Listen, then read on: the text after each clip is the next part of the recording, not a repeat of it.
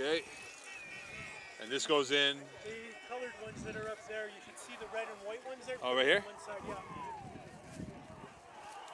Now you should hear yourself on the top. Oh, at least on one side. Yo. The other part, like I said. Test. Yeah, I can't hear myself through one ear. Yeah, we're good. So Thanks, man. Appreciate you. You guys know how to lift that? Goes up? You don't know how it goes up? This is his first time doing the job. Yeah. Max, you know how this goes up? Nobody showed you? Where's the master one?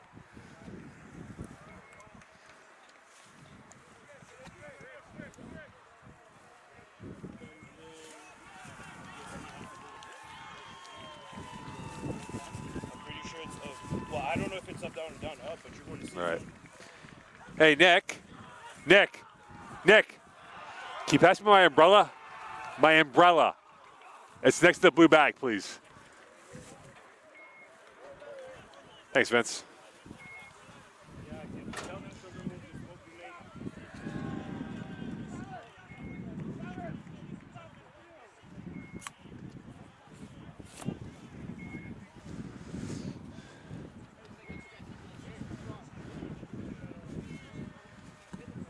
Test.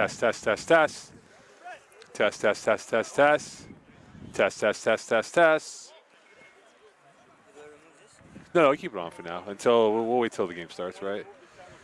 Hey, Brent, we gotta get up here. They're gonna go up soon, man.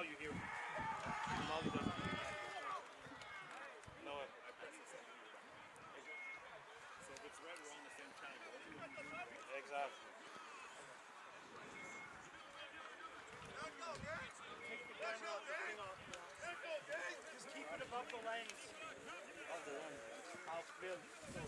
I'll film one. Yeah, just like that. Test.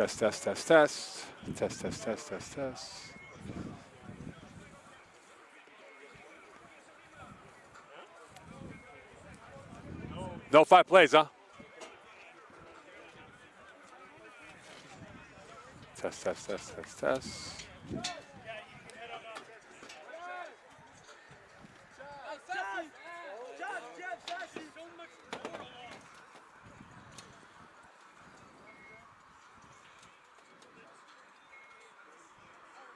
Hold up here. I have no idea. I don't know.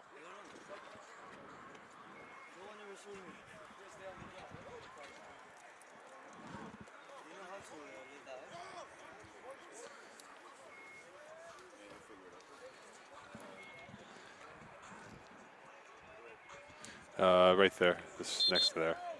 Right there. I don't know. Yeah, test. Testing. I can't hear you. I can hear you. You can hear me? Yeah. Test. I don't know.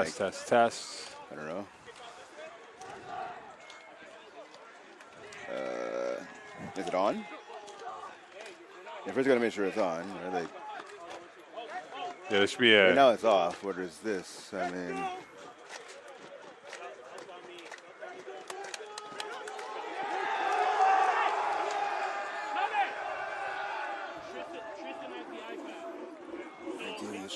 I don't know.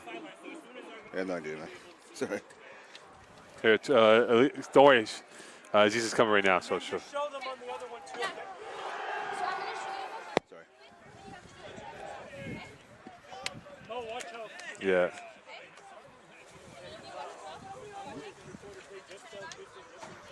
Okay.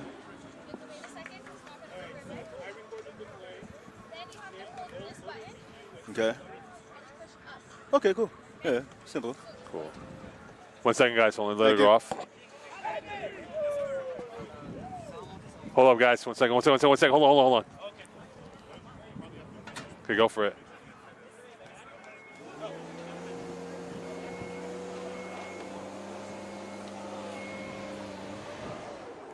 You go higher, man. You get up pretty high. Yeah, dude. go Like high. you gotta go high, man. Like saying this ain't. You're going higher. Yeah, almost all the way up. Start it again, so yeah. Yeah, hold this. Yeah.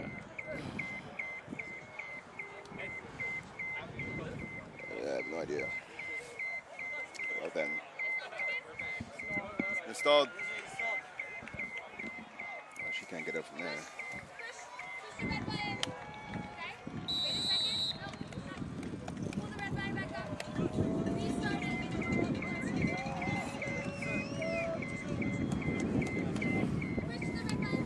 Well then. Do you want us to do this?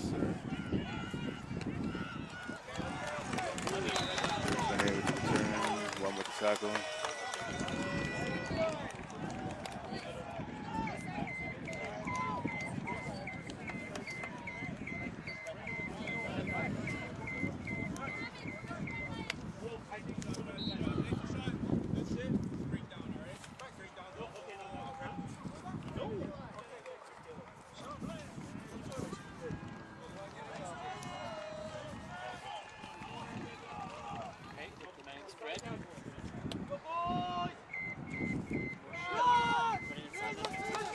Good tackle.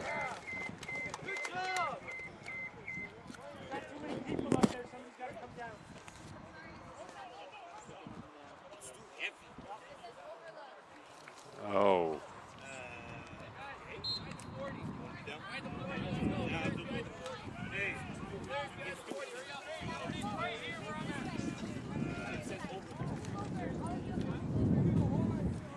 Salim's gonna go down.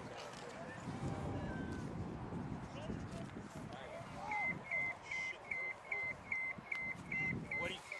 What? Yo. I don't know this one. You went all hooks. Even if it's super, you have to go down. Hey, Nico!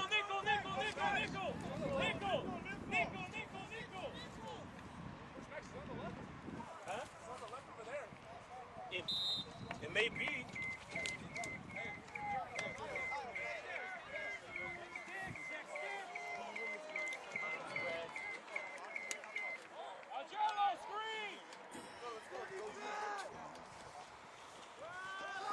Ball 34 wide open. I don't know.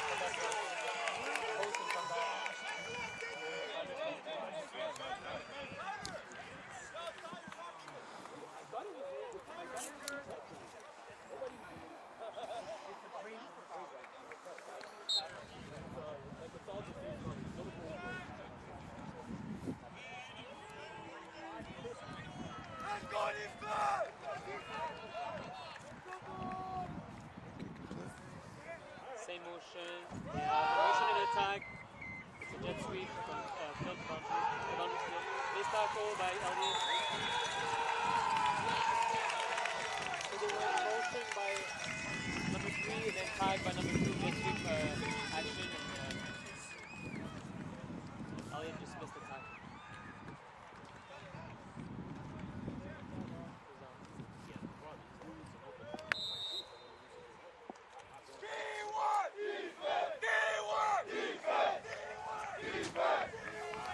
Right again.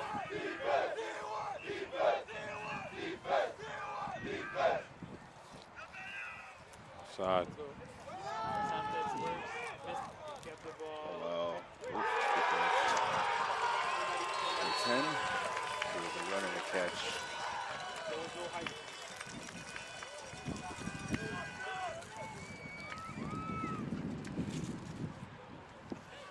You saw you called Cavaliers? Well, you had nobody.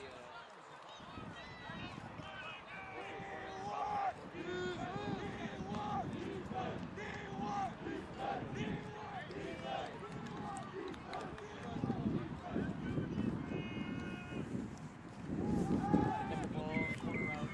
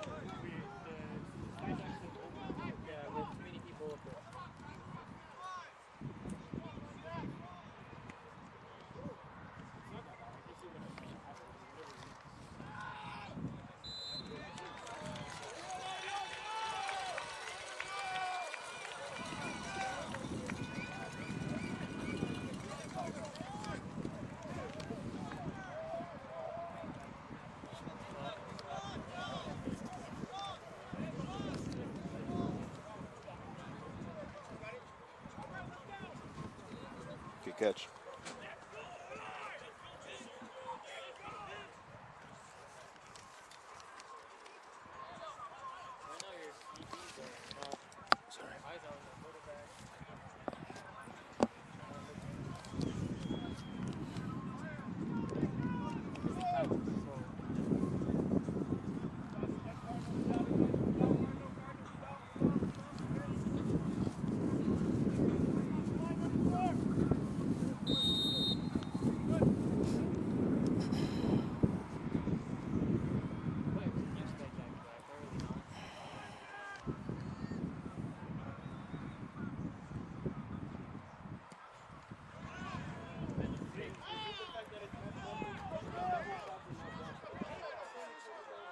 Flag, we got flag for that. Oh, man.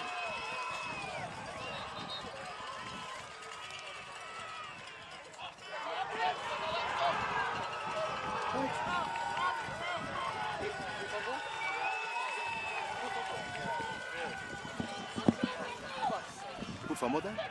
Phil. Sir? Phil fumbles. All right. Plan A, plan B out the window. Are we not able to stream even though we're not up in the air? We can't stream still? But I'm talking about like getting the mics on and that. Look. Yeah, so you're filming it, I hear you. What I'm saying is like, can we start the broadcast is what I'm saying. I think we can still do the broadcast, it's just not up in the air. Vince. Hey Vince, can we still do the broadcast or no? Can we still do the broadcast or we haven't started yet? Okay, good. It's already been broadcasted. And welcome here. We apologize for the technical difficulties. And Drummondville is off and running. And in 2 blinks of the eye, they're up by a score of 13-0 with about 4 minutes in. Brent Bakken, plan A, plan B out the window for Champlain. And for Drummondville, they're in a utopian world right now. Yeah, definitely. Obviously, we saw the first drive of the game. Drummondville just marched right up and down the field on Champlain, able to punch it into the end zone, a 5-yard TD by the running back Alice Wamba Okolongo. And we just saw a touchdown pass right there to number 11 receiver Philippe Bellavance off the turnover on special teams by Champlain. So the Cavaliers down 13, about to be 14-0 early in this game for 11 minutes left in the first quarter. Not the start that Champlain wanted to have on the season. So obviously it's going to be a false start here. No, actually offside on defense. So it's going to be a re-kick here for Drummondville. Drummondville's lucky because they had a bad snap on that extra point attempt. So they'll get a chance here to do it all over again. Well, it is a long-term race here, and for the Cavaliers, they are not playing their best football yet in this very young season. In the first 4 minutes play, they're down by a score of 13 to Drummondville, who they beat handily last year down in Drummondville in 2023. The hold, the kick is up, and it's good. So 14-0 lead. So the Drummondville team punished the Cavaliers on the Frederick fumble on the return. And now we'll get a part 2 on the kickoff here, and Frederick is back out there as well. So we'll see how this plays out now, and we'll see, hopefully, for the first time, the Cavaliers offense on display for 2024. Yeah, better late than never. Obviously, we're waiting for Frederick and the rest of his offense to get onto the field after this kickoff return. Obviously, that means Emerson Peterkin coming onto the field last year, 11 TDs. He only joined the team about a couple weeks before training camp started, so it was an abbreviated learning session for him. 11 TDs through the air, 6 on the ground. He was the leading rusher last year for Champlain, averaging 5 yards a carry, 56 carries for 274 yards. Also contributed a little bit as a receiver, 5 catches for 54 yards. So all-purpose talent is Emerson Peterkin, and now his second full season leading the Champlain offense. So a lot of talent at his disposal, and down 14-0 already, he's going to have that talent hit high gear pretty fast. Xavier Blanchet will kick it off, and the Cavaliers will have Frederick to the near side along with Blanchard on the far side for Champlain. And that is going to go towards Blanchard on the one hop off his kneecap, and now he will get a back flag on the play at midfield. Blanchard will do a pirouette up ahead, and out to the far side he goes to the 40 and brought down just over the 41-yard line. But there is a flag on the play, offside on Drummondville. I think the Cavaliers will decline the penalty and take the ball for his position with 10:55 left here in this first quarter play. Here we go again. Number 8, Emerson Peterkin coming in. Again, great with his arm, great with his legs. But again, only his second year as a starter here for Champlain. As I talked about the weapons at his disposal, Jaden Edgehill, Tyshawn Gordon, a lot of different weapons. PJ Frederick, so we're going to have to see who he gives the ball to first, and Emile Gregoire as well, right? So, I mean, there's some weapons. Let's see if he can take advantage. Now, again, the offense already down, and the team in general down 14-0. Sauvé in the backfield. He's got 3 to his left. Peterkin 6 in the box for Drummondville. And here's the motion play for the Cavaliers. Peterkin's first play, Sauvé handoff up the left side, and he will grind his way up towards the 45-yard line for what should be a 3-yard gain for the Cavaliers. It will be 2nd and 7 coming up for the team in black. And speaking of weapons right there, big man Tyler Sauvé. He's played a little bit of everything over his tenure here at Champlain. He's played some fullback. Obviously, he's playing running back now. I think he's helped out on defense in years past as well. 10 carries, 74 yards last year, so not a lot of carries, but when he did get the ball in his hands on the ground, averaged 7 yards a run. So picking up only 3 yards there, but Champlain's going to have to get that run game going, and it's going to start this afternoon with Sauvé. The leading pass catcher was Edgehill at 38 catches, 624 yards. Frederick's first catch. He was banged up last year, and he'll be short of the first down, brought down to the 50-yard line. Frederick last year had 14 catches, but again, he's one of the bigger targets on this Cavalier receiving core on this roster this season. Yeah, dealt with a shoulder injury last year, upper body injury, did Frederick. But again, he's definitely an impact player on this offense. As long as he can stay healthy, he showed last year in his limited action, even the year before, he has some top end speed. He's not the biggest receiver, but he does have length on his side. And with that speed, again, if he's able to stay on the field, I think he's going to make a huge impact this year for Champlain. 3rd and 2 for the Cavaliers. Peterkin, 3-step drop. And he's going to go across middle. Gregoire, the catch, more than enough for a first down. And he's brought down by Etienne Aram-Rieur, and that will be enough for a first down as Gregoire gets his first catch of the season. Had an uneven year last year, only 18 catches for the 3rd-year veteran from the South Shore. Yeah, you know, the one, again, the numbers were down as you said, Mo, but you know when the ball comes in his direction, he's pretty much going to catch it. Solid hands, we saw right there, right? He's able to run the route. He picked up the first down, took a big hit after making the reception, but able to hang on to the ball and extend this drive for Champlain. One of the top slot receivers here in the Southwest Division is Emile Gregoire. Occupying the width now for the Cavaliers is number 7, Christopher Ralph. A lot of speed on that number 7 shirt for the Cavaliers. Be 1st and 10, just shy of midfield. Handoffs, Gordon up ahead, and he is going to be brought down rather quickly. Tyshawn Gordon get about 4 or 5 yards on the play, and Tyshawn Gordon has missed everything for this team here, and now getting his first run, had 33 carries for 224 yards last season. Yeah, definitely a speed back. When he gets the ball in his hands, he's able to take a quick little crease and take it all the way to the house. So obviously the Drummondville defense is going to have to be aware with him. But as I mentioned earlier, Sauvé, right, started the game at running back. Now he's playing fullback. He had the lead block right there for his running back mate in Tyshawn Gordon. It's a 2nd and 5 from the 51 of Drummondville. The visitors scoring the first 14 points unanswered. 8:29 left in this first quarter of play. Edgehill, the second receiver to the left of Peterkin, rolling out to his left. Peterkin has time, looking, throwing, corner. Edgehill in stride, down towards the 15. And Jaden Edgehill opens up his account with his first catch and a big one for the Cavaliers in the first quarter of play. Yeah, big catch right there. Beautiful ball there by Peterkin. Put the ball anywhere where his receiver can get it to his outside shoulder. Good catch there by Edgehill. He had a guy draped on him. Was able to come up with the grab, and a huge first down for a Cavaliers offense that really needs pretty much to give a boost to their team right now. Again, down by 2 scores. 7:54 left here in this first quarter play. Brent Bach and Mo Khan here on Cavaliers TV. First drive officially for the Cavaliers. Unfortunately for Frederick, they fumbled their return, and that got punished for points. And now here come the Cavaliers looking to respond back with some points to cut this in half if they can. Man defense, a man look right here by Drummondville, 1 deep safety.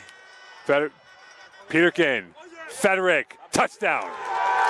The telepathy was there, the arts and crafts on display, and an A+ finish, and the Cavaliers come back with an ace, and now they're down by a score of 14-6. And that's the speed I talked about with Frederick right there. He was lined up one-on-one with the defender, Tom Crespel, and he just burnt him right off the jump, right off the line of scrimmage, did a 1-2 move, little shake, and got by him, and a beautiful grab right there. Again, nice throw there by Peterkin, giving his receiver a chance to make a play.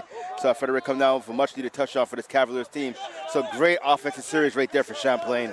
And for those who had the over in this game, it is looking very good so far with already 20 points in less than 7 minutes and 30 seconds of play in this first quarter of action here from St-Lambert from Seaway 3. So Peterkin comes back, looking exquisite, looking on point, and now for the Drummondville attack. They look to get back on the front foot once again. And the kick is up and good, and that is going in courtesy of Ashton Enfield, and that will make it a 14-7 lead, 7:27 left. So points are at a premium today, Brent, and right now we've seen a bunch from both sides. We've seen both teams come out offensively and look pretty good for Drummondville with 2 drives, obviously Champlain with their first. So now we're going to have to see the offenses had their turn. We're going to have to see the Champlain defense now. What can they do? Again, they gave up the long drive on the first drive of the game, and then obviously with the turnover on special teams, Drummondville had a short field. So now the defense had a chance to rest. That offensive drive was long there for Champlain, so the defense had a time to kind of regroup and catch their breath. So let's see what they come out with right here.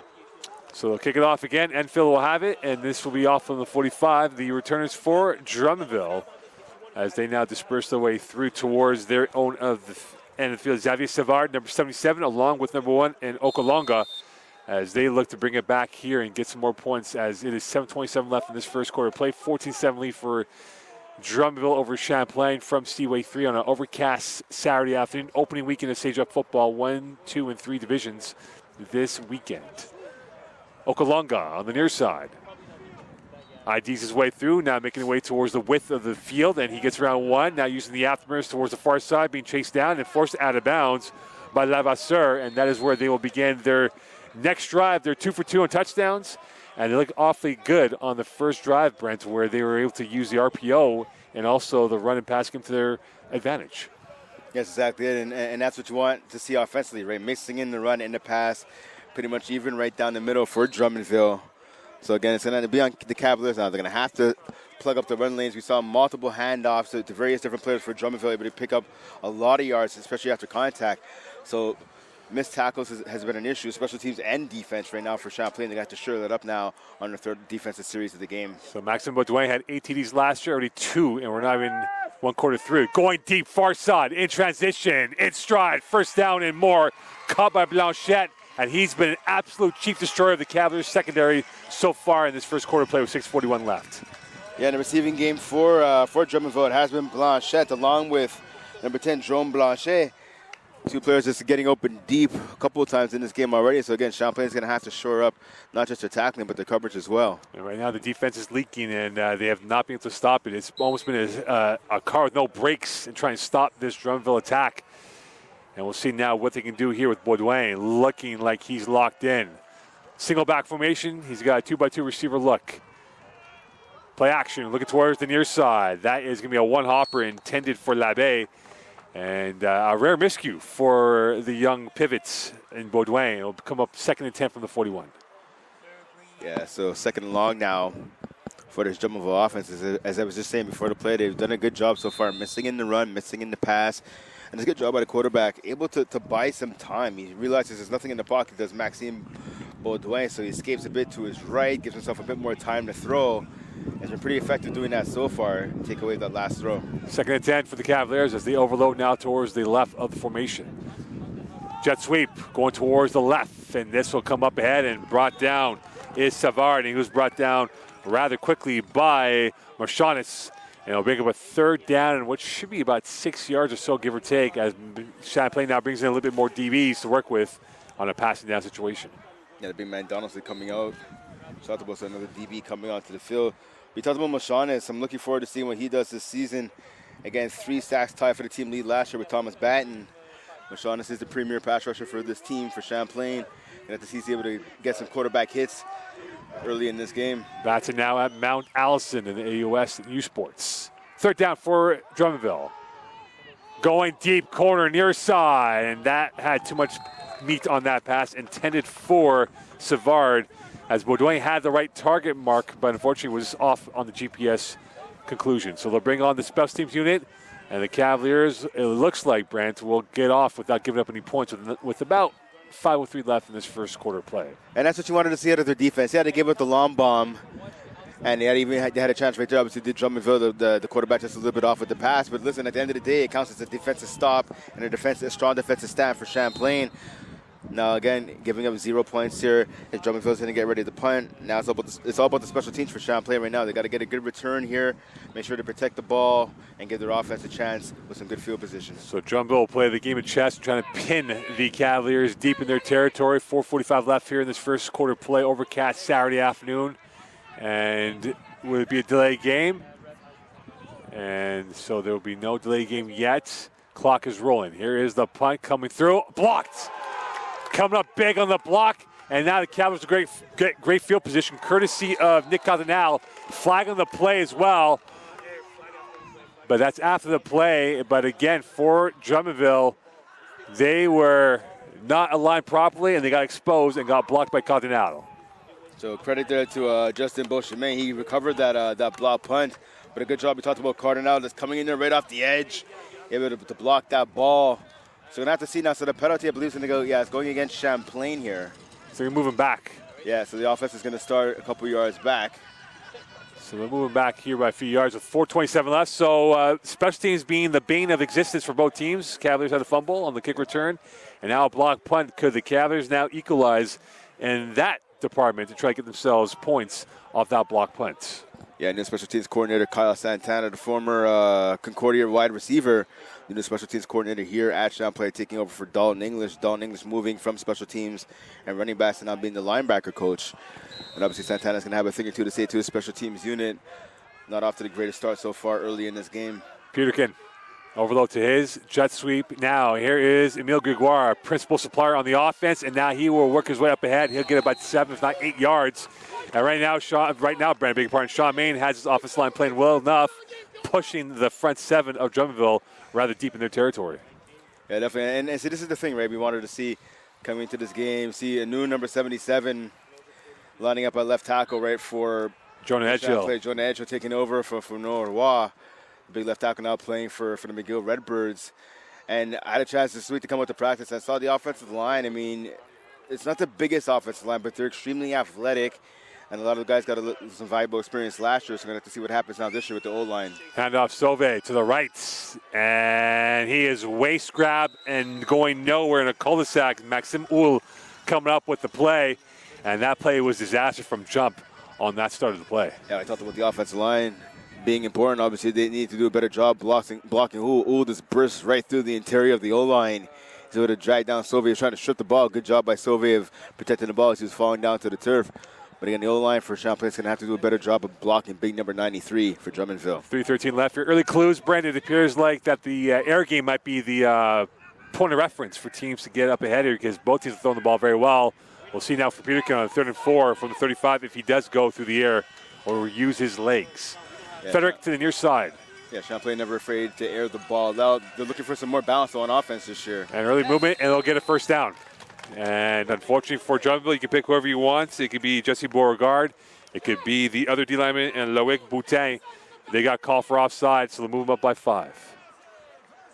Yeah, so as you mentioned, multiple players going outside. And that's a good job by Peterkin. Using the hard count, realizing what's happening at the line of scrimmage. An aggressive D-line, as you saw the play before, right? And a big stop there by Houle.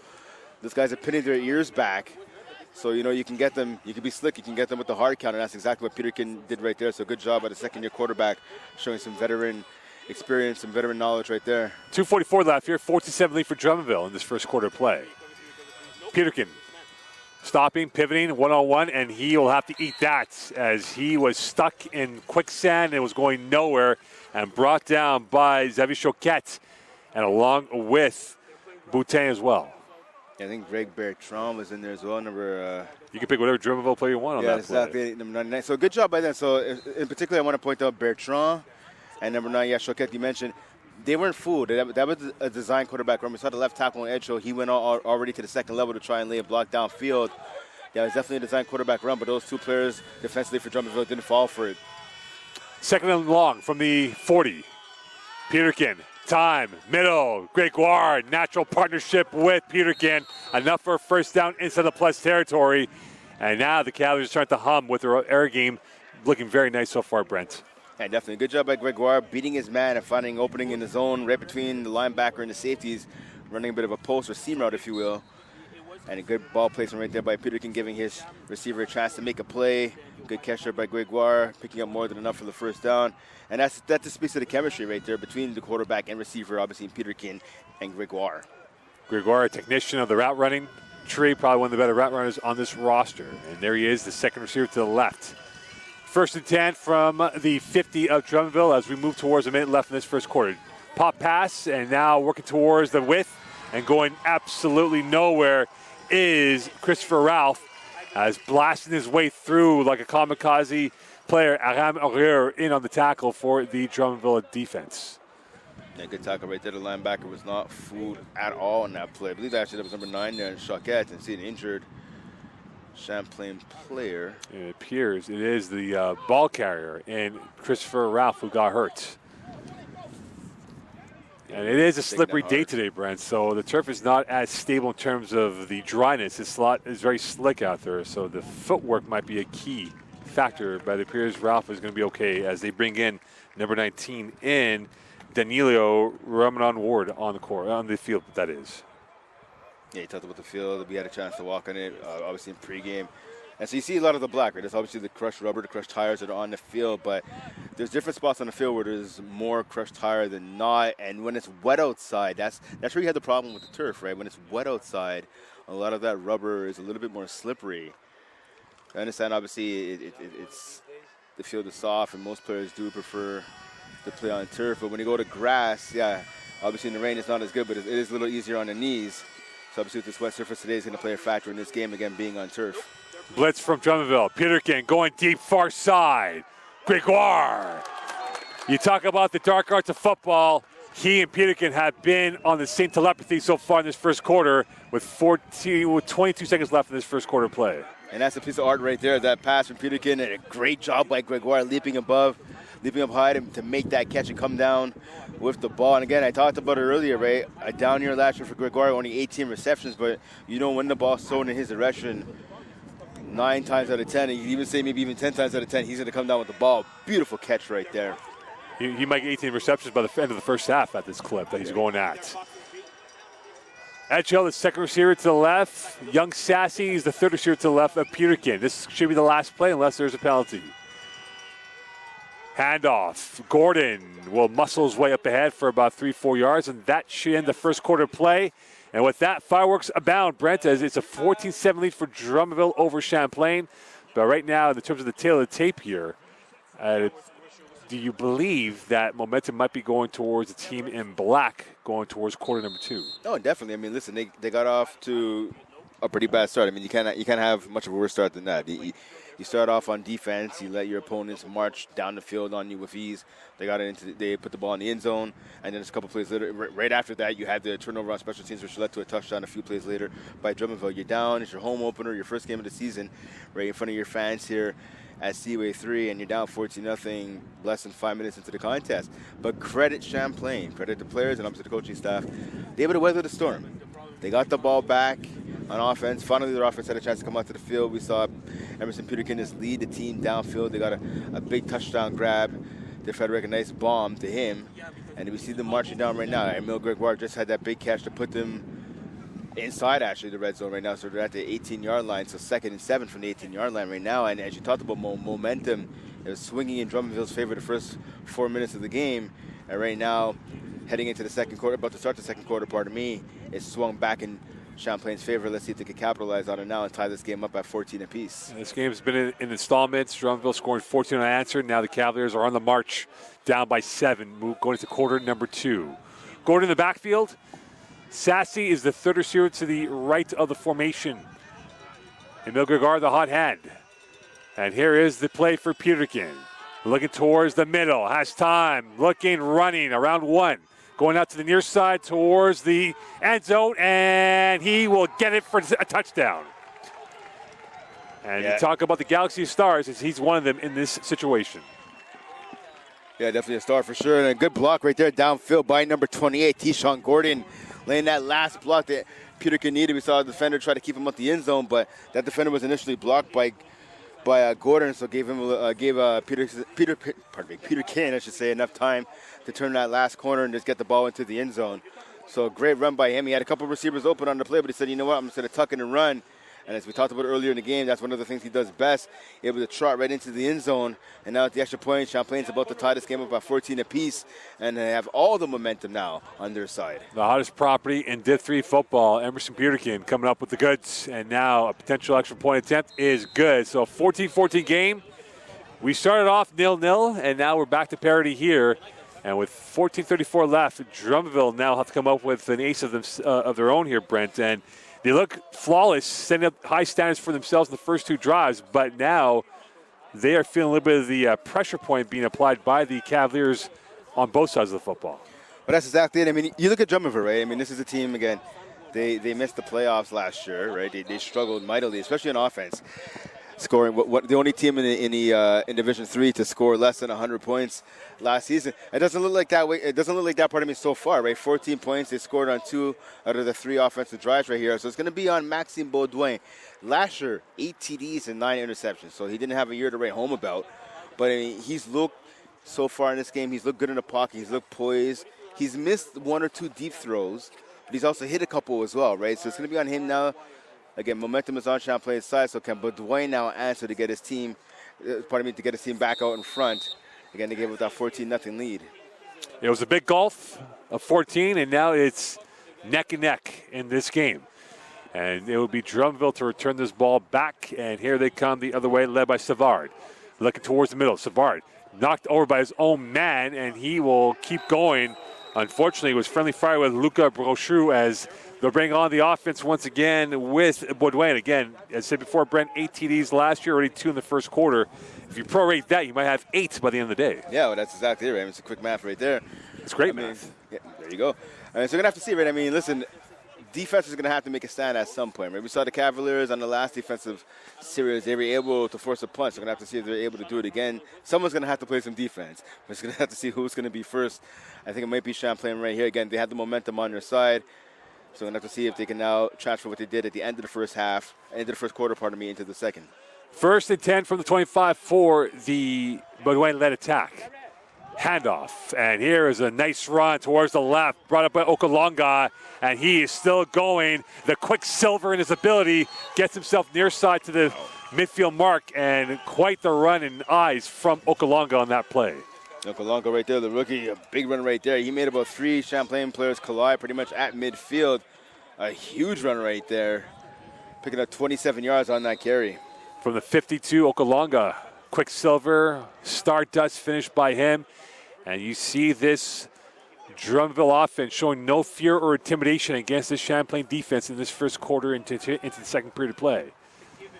Handoff, play action. Baudouin's got time going deep corner. And that is incomplete.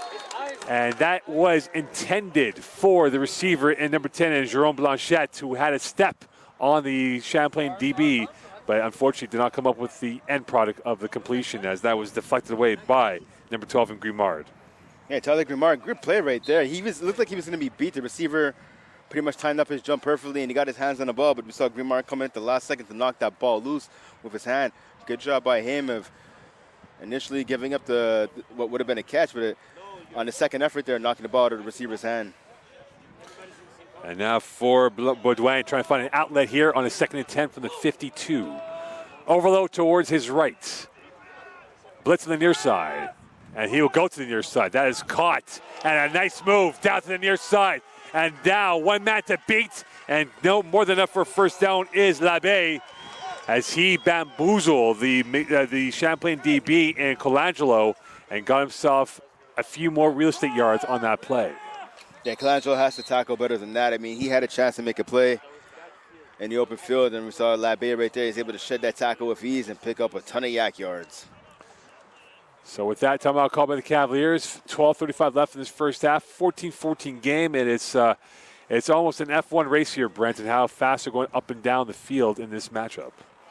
Yeah, definitely both offenses starting the season off hot right now. I mean, it might be a little cool and rainy outside, but the offenses haven't been affected at all. They had their fire stoked heading into this one, and both offenses is marching up and down the field with relative ease. Again, as I said a few minutes ago, someone's going to have to play some defense, right, as this game goes along, and see who can make more stops. I think it might be basically who can make more stops than the other team. That's what's going to come out on top. Well, right now we've seen a box office game so far from these players here. The acumen has been points and plenty of guile and verve in this matchup right now. Both these teams really marching up and down the field, through the air and through the ground. And Okalonga has been the X factor so far for Drummondville, and Baudouin has looked serene like a cucumber out there with his passing ability. 1st and 10 for Drummondville. Now to the left. Baudouin will take off, and he will be forced out of bounds for maybe 1 or 2 yards, as he was brought down again by Grimard on that play. Yeah, good job by Grimard as well, taking out the quarterback but not drawing a penalty. That play was near the sideline, and the referees are just itching to throw a roughing the passer penalty. So good job by him taking on the quarterback and making sure you're not getting an unnecessary, undisciplined penalty. Just approaching 12 minutes left in this first half. And Maxime Baudouin showing that he can get this team maybe points again. They have taken 2 blows to the face of 14 points from Champlain, looking to get the lead back once again. Okalonga the swing. On the right side he goes and trying to bounce it out, and he will go nowhere as Colangelo makes up for the early error on that tackle for a very minimal gain. I just want to say that he made up for that missed tackle before, and he just tackled Okalonga right there. As we've seen throughout this contest so far, Okalonga is definitely not someone that is easy to take down in an open field. So good job there by Grimard. Big tackle. And with that, it'll pick up a 3rd and 8 from the 17. Clock is rolling as it drips down towards 11 minutes left in this first half. The ISO receiver is Labbé to the width of the field. Okalonga in the backfield, 4 down linemen for the Cavaliers. Black side blitz, and Labbé on the spin, the turn, and he will be stopped just at the borderline of the end zone. And that was a massive play for Labbé as he's eaten up the Champlain secondary on the left side of the formation all game long. Yeah, good catch by him, and then picking up some yak yards there, driving that ball down. And with that, it'll be a 1st and goal, which should be from the, roughly, I would imagine, from the 7-yard line, officially now marked off. Okalonga in the backfield, and now 2-by-2 receiver formation with Blanchette, the receiver to the left. And now space to work with, and brought down just shy of the end zone. Baudouin was knocked over by Blanchard, who read that well and sniffed that play for very minimal gain. Yeah, good tackle there by Blanchard to keep the quarterback out of the end zone. Seeing the big man, number 99, Jared Donaldson, coming back in to the game now. Champlain looking to keep a little bit more beef onto the field. So Dimitrios Sorlingas is the one who will stay on the field.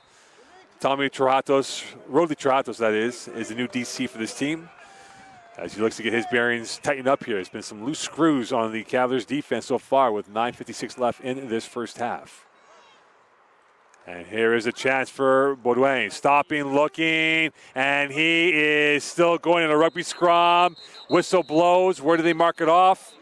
And no indication yet of a touchdown, and they're going to be short.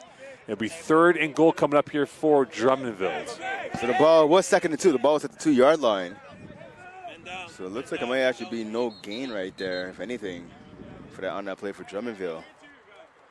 They talked about obviously new defensive coordinator Tommy Rodley Trojatos, former safety, University of Sherbrooke. He's actually playing ball in Mexico right now. Well, he just finished his season in Mexico, I believe, in August. So now he's coming over here now to be the defensive coordinator.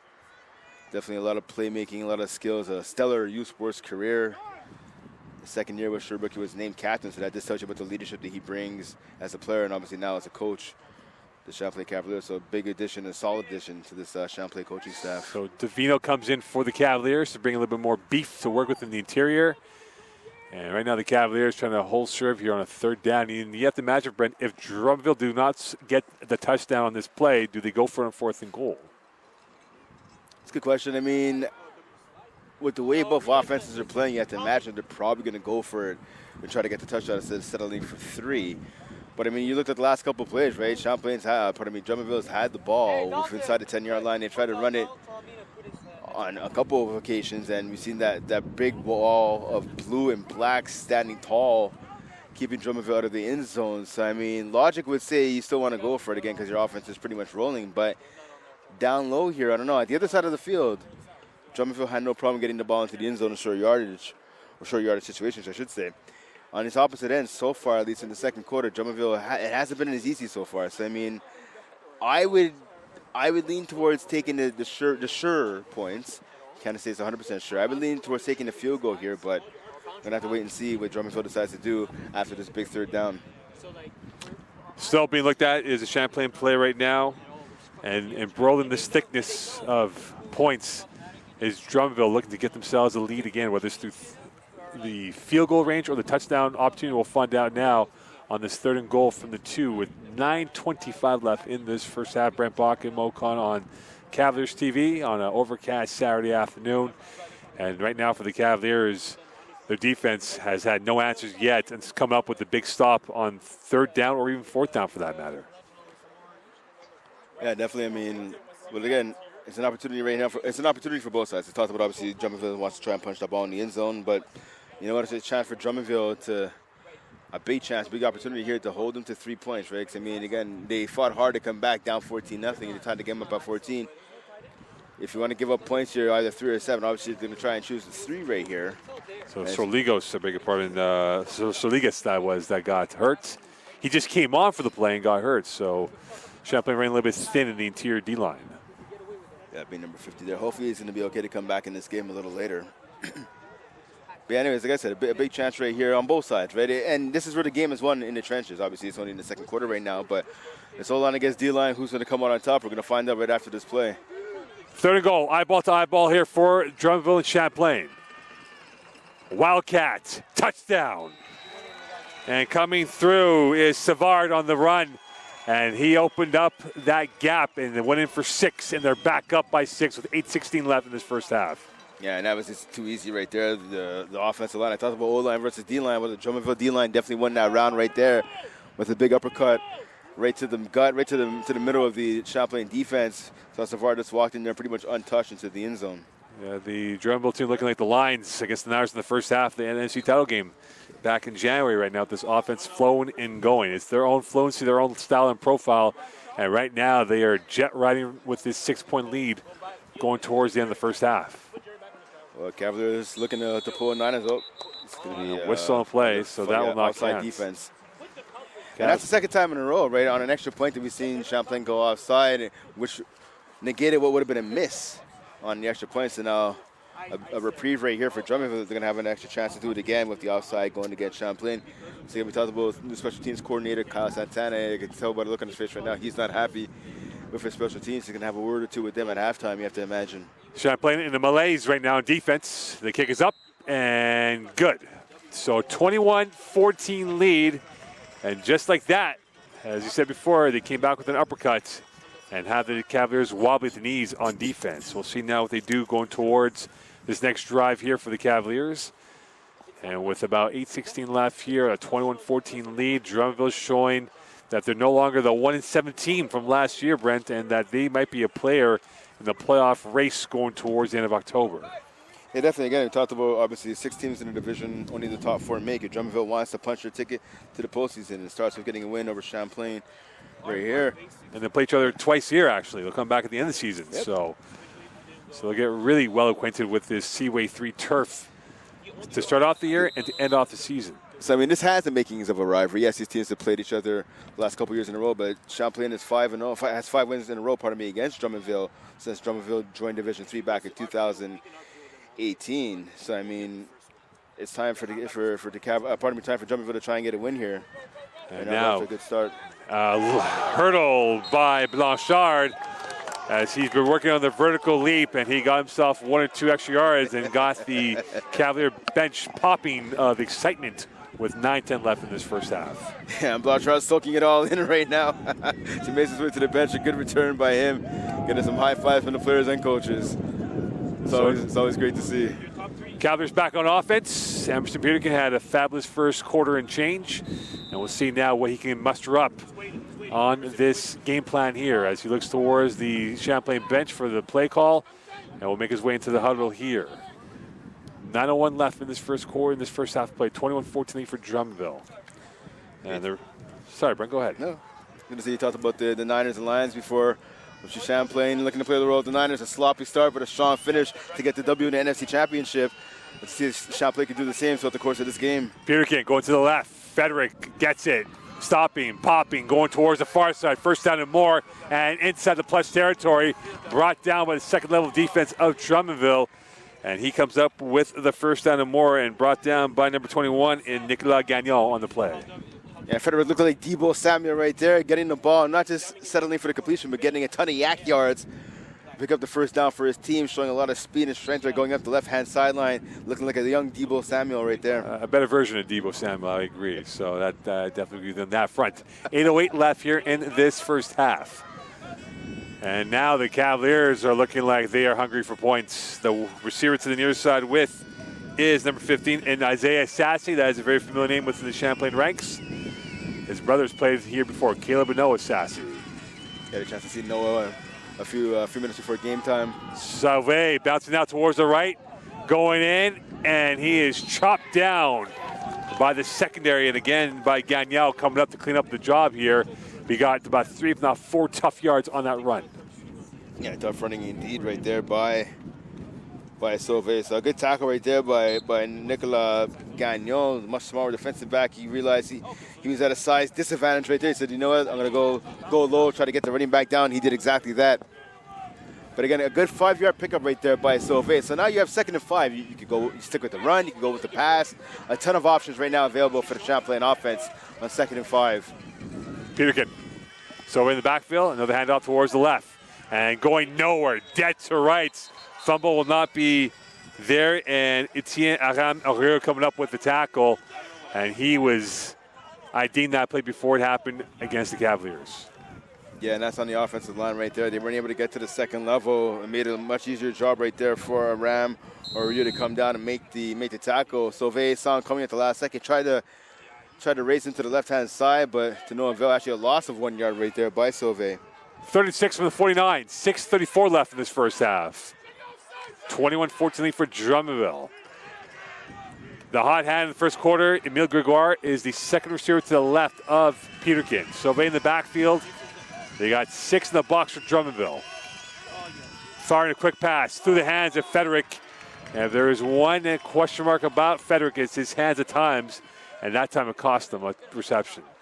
Yeah, in his defense, so it could have been a better pass. I understand if you get your hands on the ball, you're supposed to catch it, but Peterkin threw that ball high. Kind of looked like he panted a little bit right there. Frederick was open for that screen pass. There was no need to throw it that high. But again, Frederick should come down with that ball. And with that, the Cavaliers are stopped on their 3rd offensive drive. They were 2 for 2, and now they come up empty on this 3rd drive. And the hammer going back into the hands of Drummondville. As set to return the ball is Xavier Savard, who is loitering at his own 10-yard line or so. And late to the field is Ryan Ogello, as he will now make his way into the hopper of bodies on this punt by the Cavaliers. And the Cavs have had difficulty punting the ball the last year and a half, and that's a better punt this time. And bringing it back up, space to work with. Down to the near side they go. And this is a good return by Drummondville. And you see it from Xavier Savard. He got the first block, made the guy miss, and got ahead towards the 37-yard line. Yeah, there's a flag on the play, though, to see who it's against. Yeah, good punt. You talked about, obviously, McGill struggling in special teams the last couple of years, so we saw a good punt right there by number 81, Ashton Enfield. So the flag will not be called, and this will remain as is. So the Cavaliers will be on defense with 5:16 left here in this first half of play. And so far, we've seen Maxime Baudouin have a marvelous game for Drummondville. He has looked A+ so far as the signal caller for this Drummondville attack. Yes, again, a successful offensive series last time out for Drummondville, as you're talking about. See now if the Cavs can get an answer here and get the ball back to their offense. One step, up in the air, and incomplete. And that was repelled away by Nick Cardinal and almost picked off, and that was intended for Savard on that play. Yeah, Cardinal, a strong defensive game so far for his squad, coming up with a number of big plays there. So it's that 4:42 left, clock is rolling. From the 40-yard line, 2nd and 10. So for Cardinal, that's going to count as a pass deflection. He had one last season. He's already matched his total in game 1 of this year. Handoff, middle. And this is going to go up very Nice run by the Drummondville attack Oh, late flag. by Antoine Beauchesne, and there is a late flag on the field from the back end of the field, and we'll see what Scott DeWitt's call is for this verdict coming up here. 4 against, and it looks like right now Drummondville is going to be moving back a few more yards. What? Okay. So they're moving back 15-yard line. It could be third, minus 15, or they're going to do second down and minus 15. So we'll see what the call is. Nickel, twins, please. Twins. Let's go twins. So you are on Drummondville. So third down, and it will be moving them back by 15. And that's an undisciplined penalty right there. We saw that run right by Champlain, by Drummondville. That was number 29 there in Antoine Beauchesne. A nice run right there. Not enough for a first down, but it was going to make for an easier second down. An easier third down right there. But a 15-yard penalty. It's going to be 3rd and 5. Now it's 3rd and 20 facing the Drummondville offense. Clock is rolling. Baudouin rolling to his right, going deep, and that is caught and just short of a first down. We'll see they mark it off, but Savard using the telescopic arms to track that ball, and now it's going to be a 4th down coming up here in decision time for Drummondville if they want to go for it or punt it with about 3:53 left in this first half. So it's going to be 4th and a really long one. And they call timeout. Line. Yeah, good call right here. Pardon me, at their 46-yard line, rather, I should say. So a good 16-yard catch, I should say, right there by Savard. Good job by Savard, too. He got down low. It was a low throw. He had to get down low and not only catch the ball, but then survive the hit by the defender and obviously survive falling down to the turf. So a big catch by him right there. A nice throw by the quarterback to find a receiver. Again, it was a bit of a low ball. You want to see the ball a little higher, but he was able to get it to the receiver, now setting up a 4th and 1. And it looks like, as you talked about, Mo, I think the offense, actually, no, it looks like there's going to be the short yardage situation right here because we see number 15 of Baudouin coming off the field. And Savard is usually the one at the Wildcat formation. Exactly. But again, as I mentioned, it's a long one. It's more like 1.5. So we're going to have to see what, maybe a tush push right here, quarterback sneak. So Savard will be the quarterback, and he will have some muscle to work with. Issou Lajoie is also to his left. And we'll see now with 4th and 1 from the 46. The Cats had them pinned on that 3rd and long. So, again, yeah, two players in the backfield with the quarterback, as you talked about, Mo. And it looks like they may be taking a snap at a shotgun here. That's definitely going to be surprising. And that's what they did last time on the touchdown. And here is Savard from the pistol. And he will get it. He slithered his way through, and he got himself the first down. So the Drummondville team will have the ball for another couple more minutes at least on that miraculous, perhaps, 3rd and long conversion, which ended up being a first down, 4th and 1. Yeah, so that bad penalty, the 15-yard penalty against Drummondville did not come back to bite them. So I just want to go back to that play call. Again, listen, if the saying, if it ain't broke, don't fix it, obviously applies to Drummondville. Again, short yardage situations, operating out of the shotgun. You would think it's a little easier operating under center, having an easier, the shorter distance between the snap, the center, and the quarterback exchange. Another handoff, and Donaldson along with his teammate, this time in number 92, coming up for the tackle for the Cavaliers. And Sayadako, and that will stop play, and that was dead to rights as the big men inside the interior coming up with the play. Yeah, good job by big number 92, just knifing his way into the backfield right away. Look at that, Christian Wilkins out there for the Cavaliers defense. Stopping that in his tracks. Yeah, Christian Wilkins stealing money from Mo Khan's Las Vegas Raiders, but I mean, hey, that's all right. The team has won a playoff game since 2003, but it's all right. I hear there's an APP on Ayuk right now. 2:49 left here on this first half. Second attempt from the 49. Another handoff. Okolongo going up, and Okolonga has had quite the opportunities to come up with a run or two along the way, and he comes up with a nice run right there as he gets himself a 3rd and short coming up here for the Drummondville attack. See Ron Nagello, number 6 of the linebacker, making a stop. He actually had his helmet come off. coming off for a little bit of repairs there, I think, on that helmet. Getting some instruction there from head coach Sean Main. So it'll be a 32 from the 54, and they'll bring on, again, some bigger men out there. Sorligas will come in along with some help along the D-line. Okalonga to the left, dancing his way through the middle.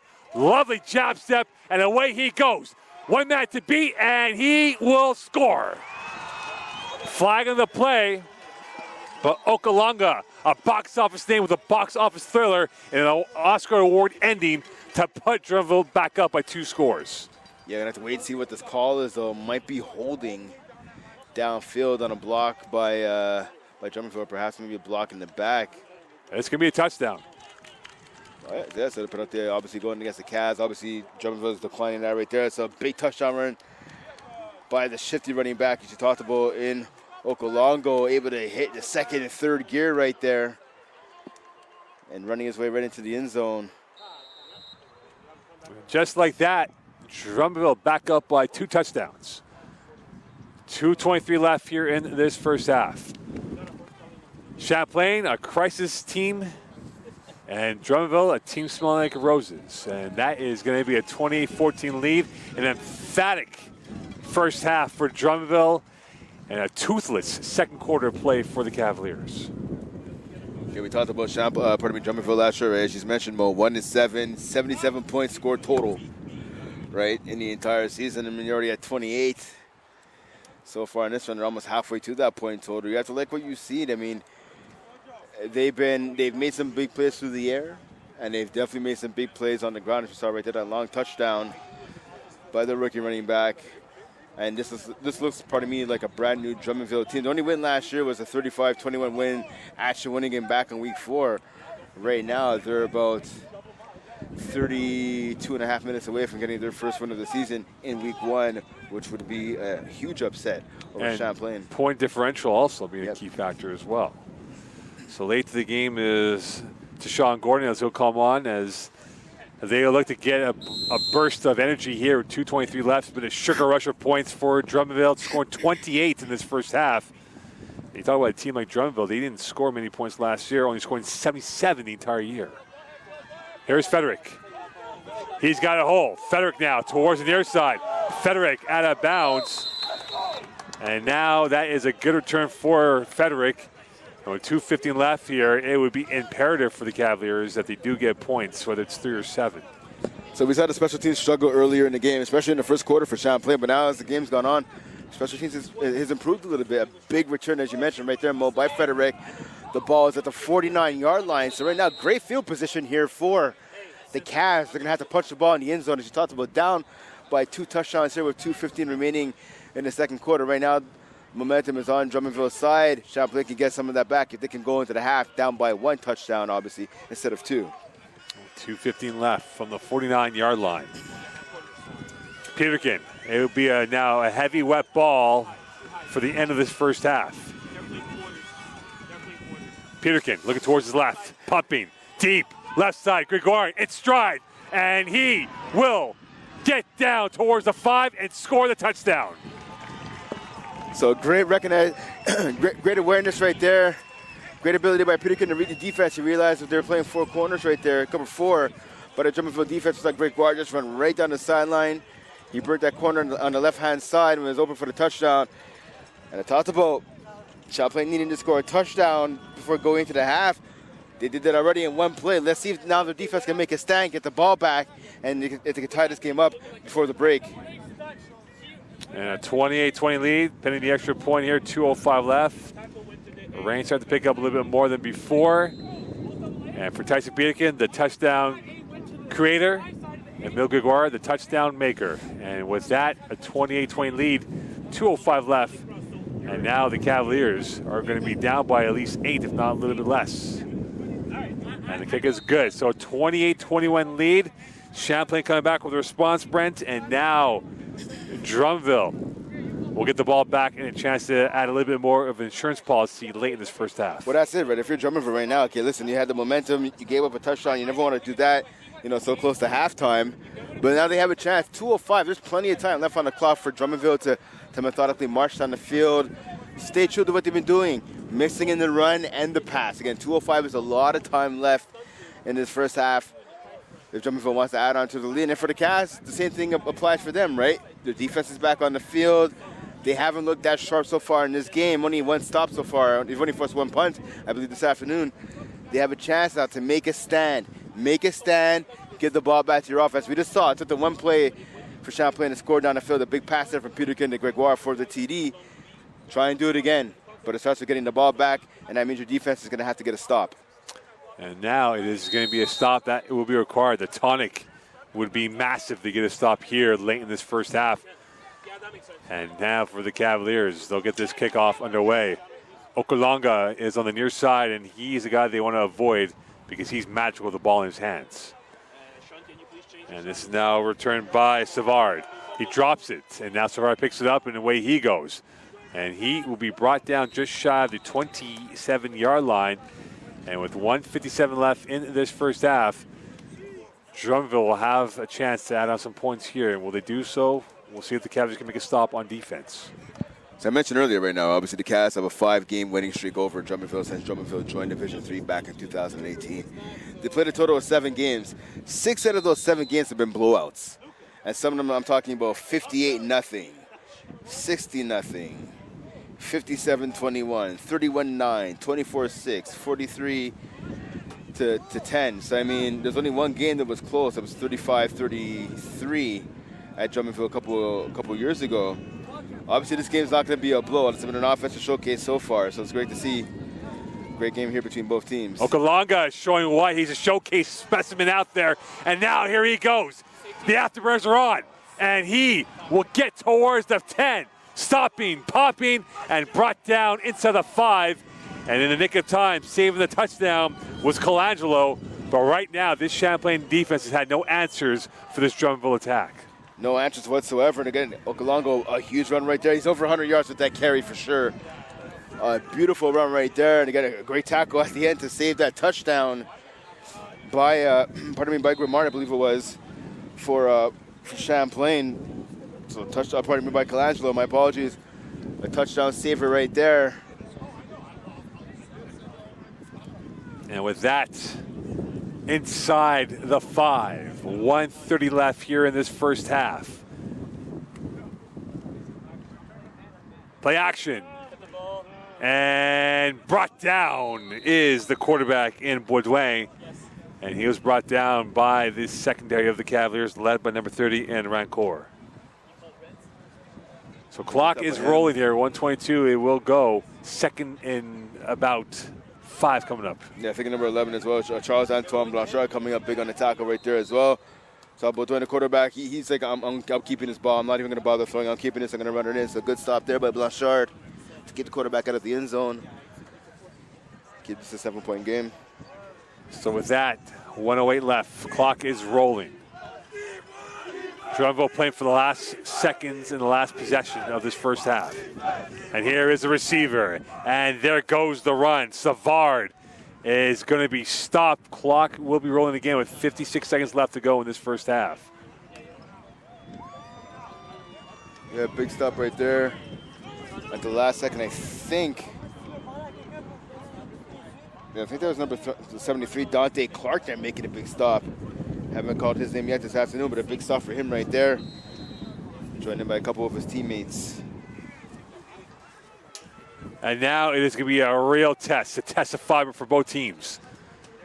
Savard, touchdown. As he gallops in and gets himself the 6, and now back up by a score of 34-21 is Drummondville with 42.2 left in this first half. And for the Cavaliers and for Drummondville, it is delight for the visitors and despair for the home side in this first half. Yeah, run right there by Savard, able to punch it into the end zone. He kind of sold like he was going between either one of the A gaps right there. He took it all the way out to the C to get that TD. The hole, the kick is up and good. And with that, a 34-21 lead, 42.2 left in this first half. And it has been wet weather, but has not stifled Drummondville or even Champlain to an extent with their offensive output so far today.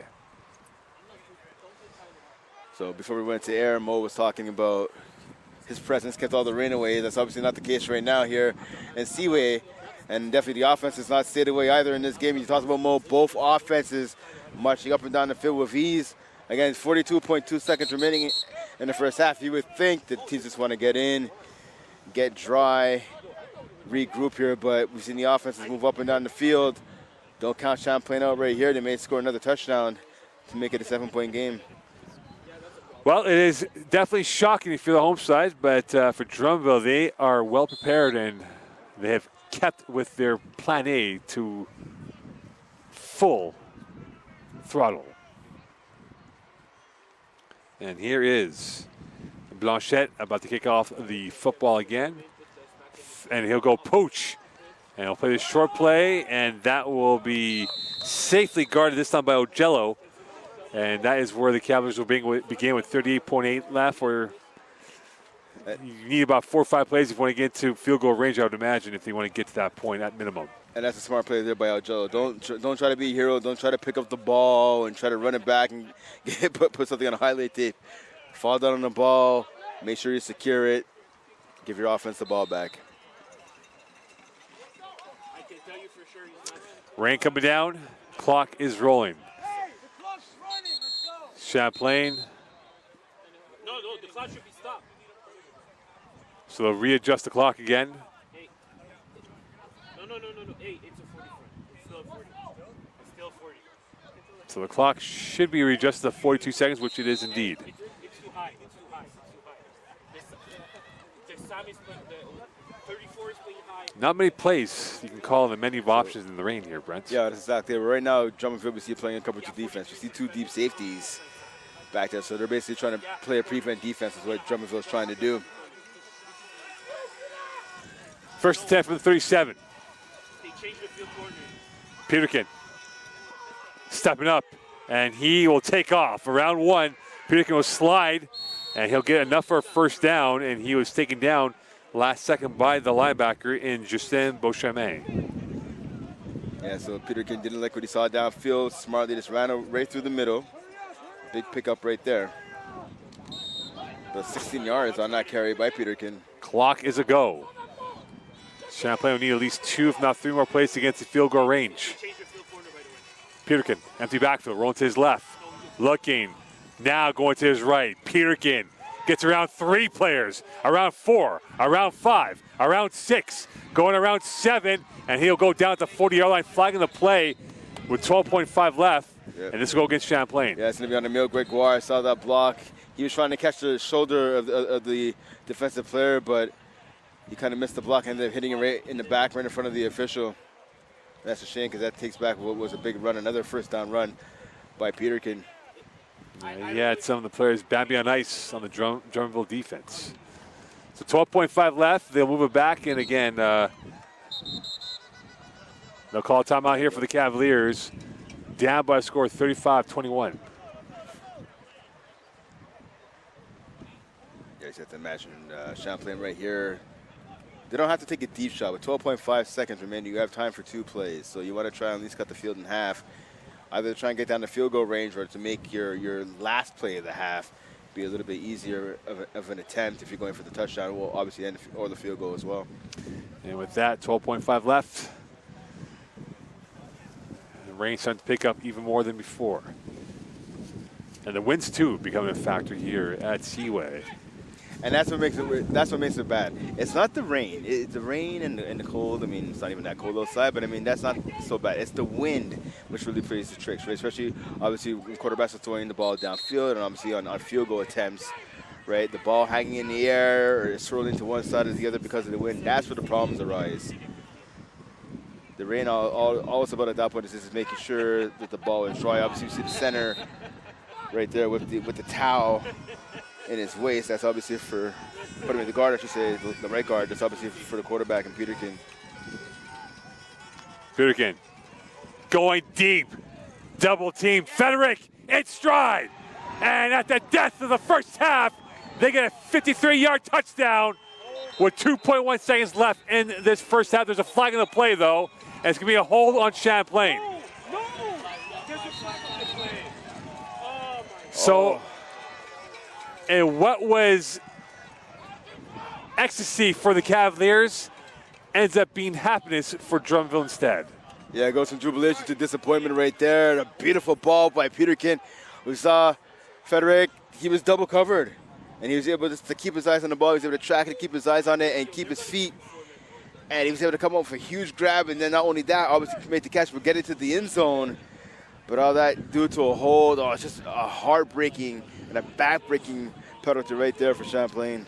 And that is lost points. When you think about at the end of the game, if Drummondville are to hold on by a one-score game, that might be the moment there that won in the football game. So 35-21 lead, 2.1 left in this quarter, and they are moving back. And that hold is costly. So again, back to the menu of options, not many things to look at, and now they will run it instead. And they'll get about a couple yards in the play. So at the end of the first half, the Cavaliers and Drummondville, it's been an exciting game of points here. Visitors up 35-21. We're through the first half with another half to come along. Stay tuned here on Cavaliers TV.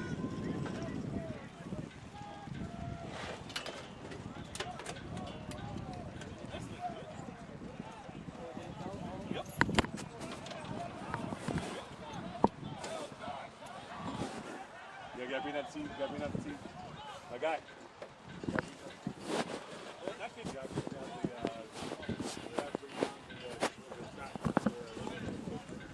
Bring it down, man. So it's okay. So we It got up and then it stopped because it's so cold.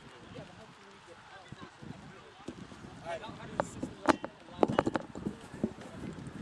Should the tag that we're fucking cool? I don't know what the engineer did with that one.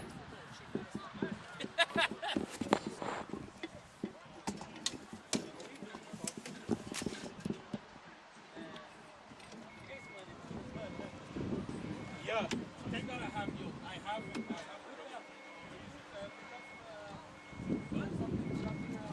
Can you tell me if it's going?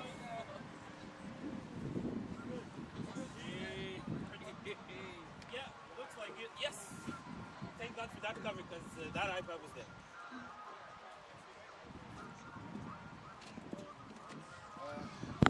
Starting because she showed us what to do, but it's.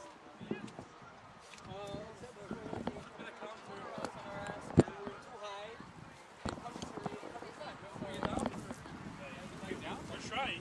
We gotta get down. I gotta put shit up here, guys.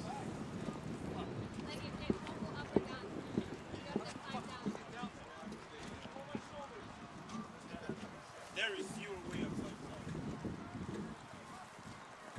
You have to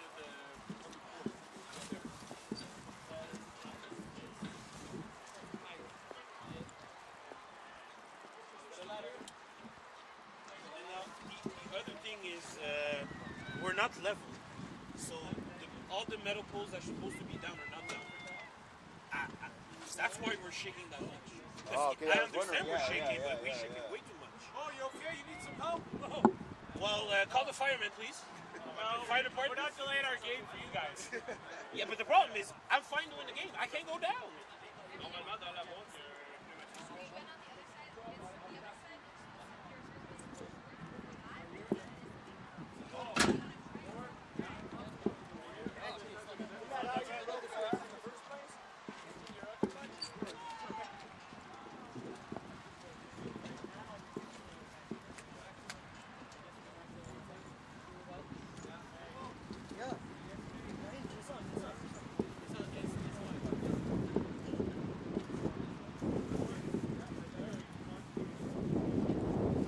Right?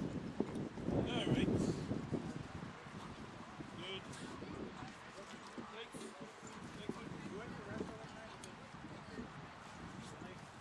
Yeah, it's all it is. Well, now you should be able to start it.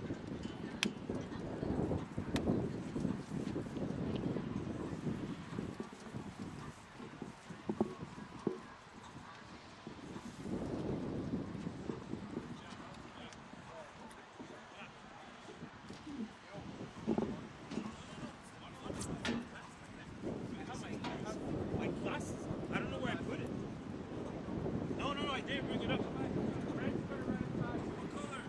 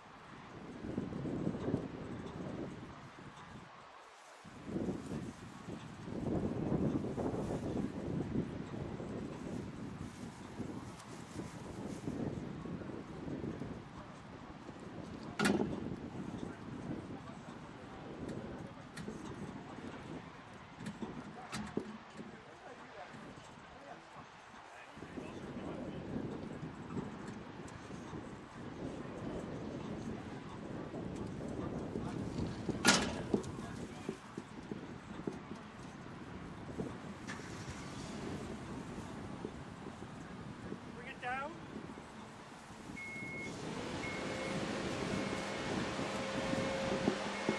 Okay. Let's put out the feet.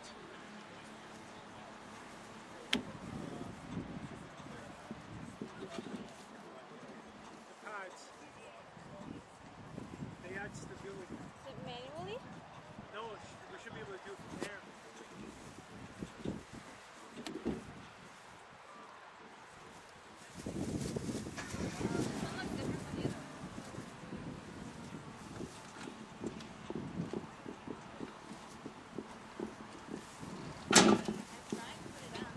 Sorry? I think Scotty showed me.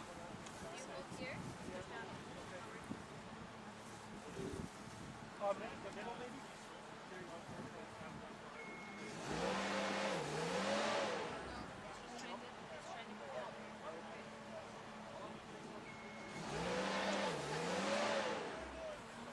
It's not going up? No, it will go up now. What was it? Okay, cool. Ignore the roller system is too hot. Okay. So we let it cool at first now. So when everybody is on, I'm gonna get one of them to put it up. It's super easy to show them all. They should not know, but it's because they were holding this. Like, I was like, they were like, Okay, so you go that way. That's the starter. Okay. Yeah. and you're like, no. Yeah. But they're holding on. So how do you start with that? That's up.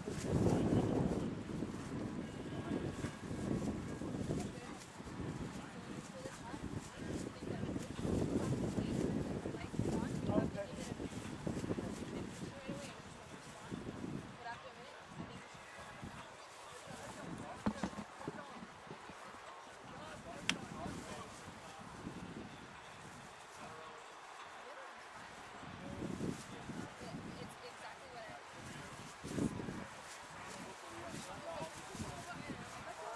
No, you push this to go up and down, right? That's it. But to start To it, start it, and then you do this. yeah, which is fine. But then when we start going up, it just no, we let go of this. So when we start going up, it started to overheat. I think it just overdid it.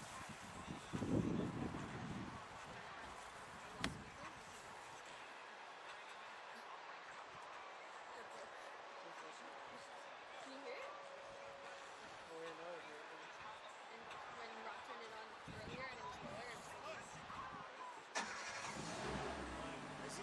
Can you pull out the levers now?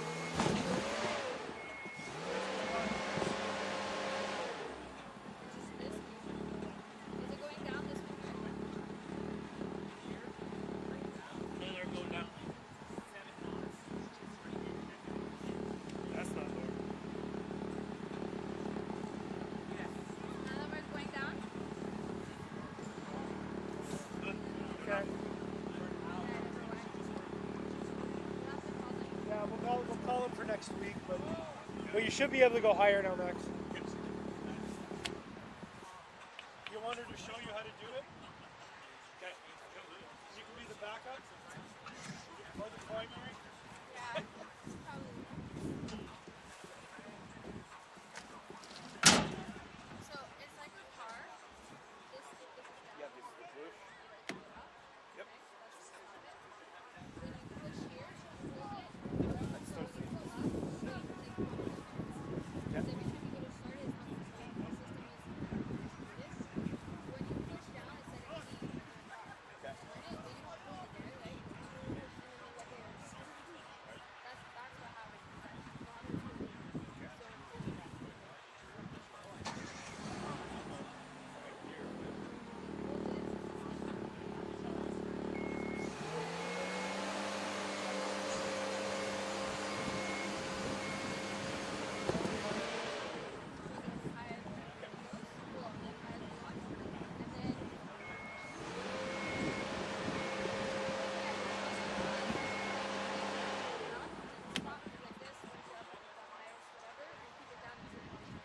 don't do that.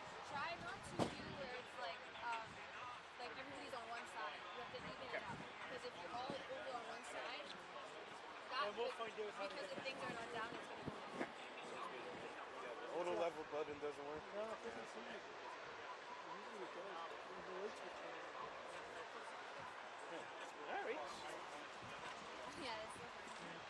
Robert and I were talking at each other.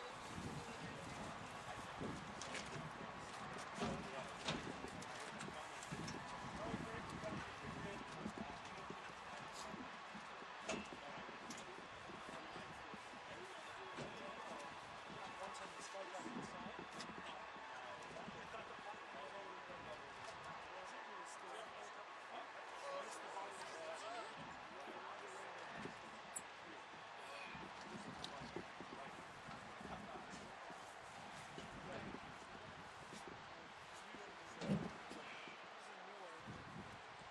And I found the concrete outlet. So there should be an outlet there, right?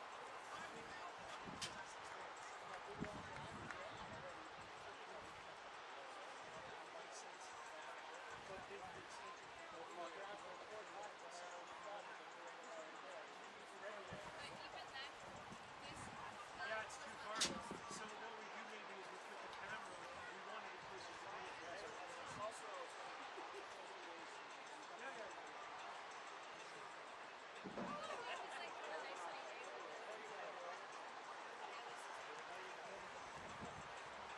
I'm sure you check that.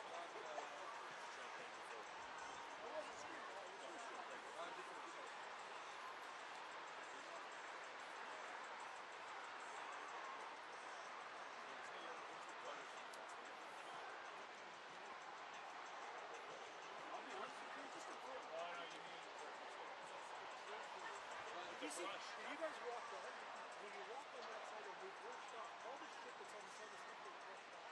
This window, it's not like St-Lambert's. Their idea of maintenance was, don't look the show on. Look.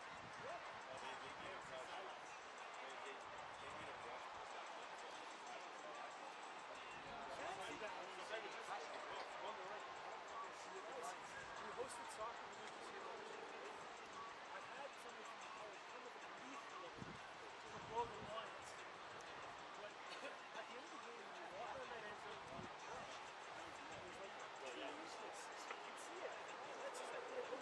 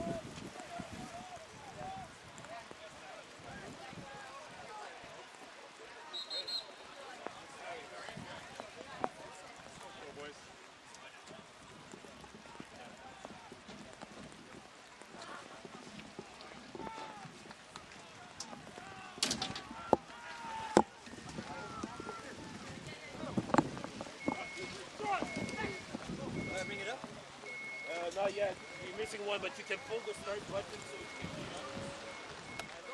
No, wait. Wait for a minute or two before you start it, and then after we'll be able to go up. Salim! Salim! What did the phone do? We're waiting!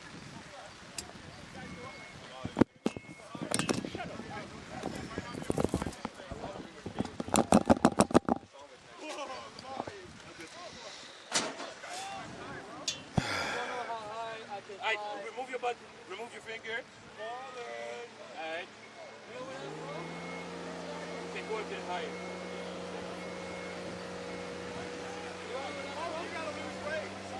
Oh shit! Alright, we're good. That's max. That's max. I don't know if you could have reached that, Lamari. Alright. Bro, I can jump that high. I'm not sure about that one in my third year. Fuck.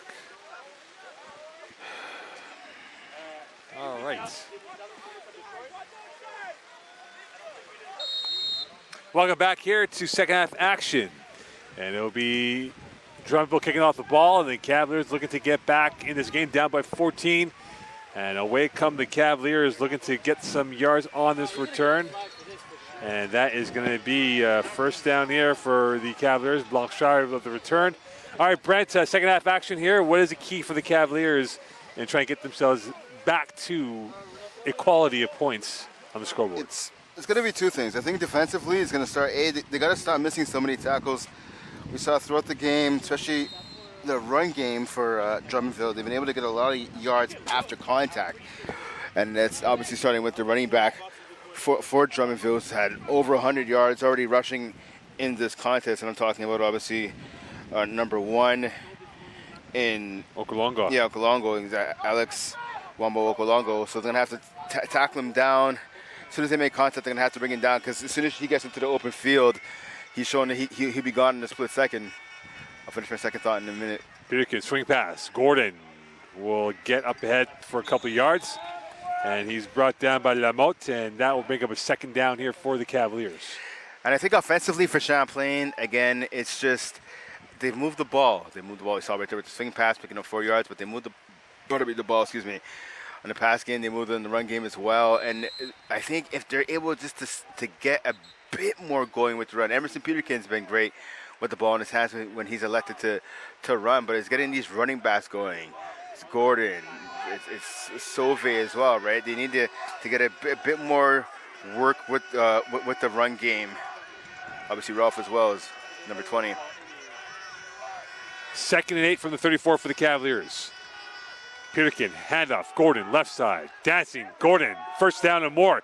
Near side he comes and brought down at the 45, fumble, and this will be a first down by contact, and taking the worst of it is Aram Oriera, as he made the tackle, but he might have gotten winded on the play. Yeah, he might have fallen. I think he fell either on the ball or maybe on the shoulder pad of Gordon. So obviously, yeah, he's winded. He's gonna have to come out for at least one play right here, but he should be able to continue.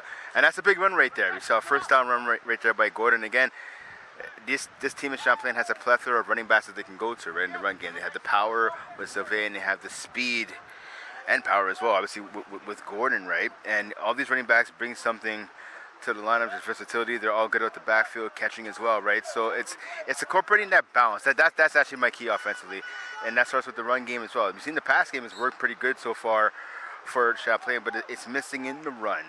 And that's been the key to success so far this afternoon for Drummondville. They mixed up the pass and the run successfully. The Cavs have to take a page out of the Drummondville book and do that as well. The passing game has already shown what they can do. It's just consistency in the running game is what Champlain needs.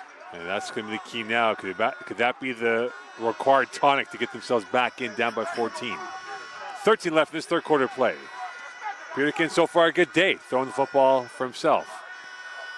Blitz, early movement, and this might be against the team in white. Or will this be against the team in black? It's going to be against Champlain.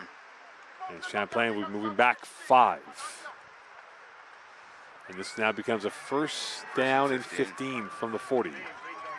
And penalty is also going to play a big role for Champlain. I mean, look no further than the second to last play, I should say, of the first half, right? PJ Frederick burnt 2 guys in coverage to score a touchdown and got called back because of a hold, right? We've seen a couple of special teams penalties by Champlain, a penalty right here to start off the second half. So discipline is going to be key. You can't get free yards to your opponents or have those yards take away big plays. Play action. Peterkin firing. Frederick first down and more as he pirouettes his way up ahead, tackled by Lamotte, and that will bring up the ball towards the midfield stripe of the football field. Yeah, good throw. We saw a double pump right there by Peterkin. It looked like he was looking for Gregoire, and like what he saw a little bit better in Frederick. So big catch there by Frederick, and able to hang on to the ball. It's easier than it sounds. It's harder than it sounds, I should say, pardon me. He made the catch, but then he saw the defender kind of try to wrap his arms around the ball to strip it out. And again, it's a wet ball right now. And you have to imagine that Frederick's arms are wet as well. So good job by the young receiver of hanging on to the ball after the catch. So it'll be first attempt from the 55. Surveying the backfield, and Emile Gregoire is the second receiver to the left. Blitz from Drummondville. Peterkin to the far side. That is caught by Edgehill. We've not mentioned his name since the first quarter. And he is gang tackled for maybe 2 yards in the play on the far end. And that is a player that could be an X factor, Brent, in the second half for the Cavaliers. Yeah, Joe, you're right, though, Mo. He has been quiet pretty much this entire game. But I mean, he's an impact player. We saw multiple times last year when he gets the ball in his hands, he knows what to do with it, right? The leading receiver last year for the Champlain squad, 38 catches, 624 yards, 6 TDs, average 16 yards a catch, only picking up 4 right there, but now he's setting his team up with a 2nd and 6 now. So you have to imagine after the pass on first down, Champlain's going to go back to the run right here. They've had success so far on this drive on the ground. 2nd and 6 from the 52 for the Cavaliers. Sauvé still in the backfield for the Cavaliers. Peterkin, 3-step drop. Pivoting away, he has time, pointing, jogging, stopping, looking, buying time, going in the middle, and that is incomplete. Gregoire was the intended receiver. There was 2 Cavalier players, Edgehill as well, but that play looked like it was disjointed from start to finish. Yeah, it looks like Peterkin thought he was going to run to the right. Then he decided not to. Then he got back to pass. And it looked like he was going to tuck the ball and run. Then at the last second, he decides to pivot and go all the way to the opposite side of the field almost. Ended up back in midfield and just chucked the bomb to the left-hand side. Got to give him credit. He got the ball on target. Gregoire should have made the catch. It's obviously a tough catch with, again, the ball being wet and playing on this wet surface. And again, you're not sure what your quarterback is doing. That's kind of a free-for-all right there, right? It's a scramble drill, and you're just trying to find a spot and get open for your quarterback. And that's what you call backyard football. Pick-up football, essentially. Run around and make a play, and unfortunately, they couldn't make a play on that sequence. 3rd and 6 for the Cavaliers from the 52. 10:23 left here in this third quarter play. Sassy now occupying the width on the near left. Peterkin blitz, going to the far side, and forced out of bounds is Frederick by Lamotte, but now it is decision time for Champlain on a 4th and what should be About 3, I think. 2 or 3 yards. You're right, Brent, and what they're going to go for. And it looks like they're going to keep on the personnel for this 4th down here. And, you know, I like this decision. You got to be aggressive. Again, you're down 35-21, right? You're down by 2 touchdowns. You have to score points. And giving the ball back to the Drummondville offense, especially the way they've been going this afternoon, doesn't necessarily mean you're going to get the ball back, still only down by 2. And we've seen the run game, whether it's Gordon or Peterkin, he's had lanes. He hasn't chosen to run yet, but we saw in the first half he's able to pick up a lot of yards. So you have to imagine right here, his first obviously choice is probably going to be the passer, but if he doesn't see his first read, or at the most his second, he's going to take off the scramble. Peterkin, he will take off the scramble. And now it's a foot race, and the foot will finish, and he might have got the help of Drummondville to be pushed forward. But will that be enough, though? Drummondville says no, and the referees say what? Depends where the ball is being placed. Oof, right now I think it's before short. that yellow line. It looks like I think it's going to be short by about half a yard. It will be indeed.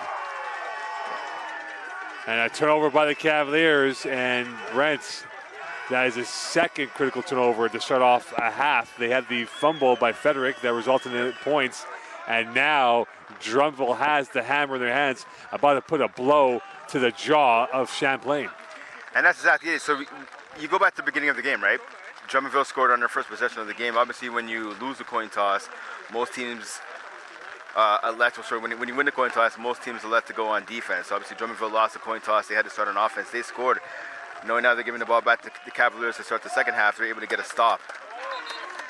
And Okalonga getting tackled for a very minimal gain. And the Cavaliers bringing up a second down here. As rain coming down even harder than before on the football field, and that might make it more of a pound and ground game now, Brent, with the football being rather heavy to throw deep passes. Yeah, well, that's exactly it. I mean, listen, you're gonna have to run the ball, whether it's August like it is now or October. You have to run the ball. And here's Okalonga running the ball, bouncing out towards the left, and he's got the burners on, flagging the play. Back though. And they're gonna move him back with 8:26 left in this third quarter of action. Yeah, we saw the whole Jack Nudie, wearing number 58 for the officials. He threw that flag right away. So they're gonna move them back. And with that, it's going to be set third and long here, third and 19 from the 36. So the Cavaliers are really trying to get themselves the football back and hopefully scoring points down by 14. And as we said before, Drummondville scored 77 points last year for the entire season. They're 35 after one half, going to the third quarter. Yeah, that's exactly it. I mean, listen, this team is no joke. They come out offensively, they've looked really good. And Okalonga brought down by the first wave. And this will bring up a fourth down here and a punt, a rare punt, which was last time blocked by the Cavaliers, Brent, if you recall. So now this being, I think right now, third and 19. It was not a fourth down here, so this will be third down coming up. The scoreboard was incorrect on the down and distance. I mean, we'll have to see right now if the Cavaliers can get a stop here on third down. Now that's the force of punt. We'll see Nick Carter now getting a punt in the first half. We'll have to see if he can do it again. But again, before we get there, let's see what happens on third and 19. The last time Drummondville faced a big third and long, they were able to convert. Play action. Going deep. Could this be converted? Yes! First down and more. Down the sidelines they go, and that will be a touchdown for Drummondville. And a backbreaker to the hearts of the Cavaliers. Yeah, and that's Charles-Antoine Blanchard, a veteran in coverage right there. He came over late. He was the safety. He came over late. He was the last line of defense. And he basically misjudged that ball. He took a swing at it with his arm. Just couldn't bat it down. We saw Savard, a huge catch right there. I may say, actually, Savard might be the player of the game. He's had a couple of touchdowns on the ground. A big receiving TD right there. Again, just a misjudging of the ball by Blanchard leads to a TD. And Drummondville extending their lead now 41-21. Looking to make it 42-21 after this extra point attempt. And if they do, that would be 28 points without reply by Drummondville against the Cavaliers. So Champlain asking questions of their defense. And right now, Drummondville is exploiting the defense of the Cavaliers.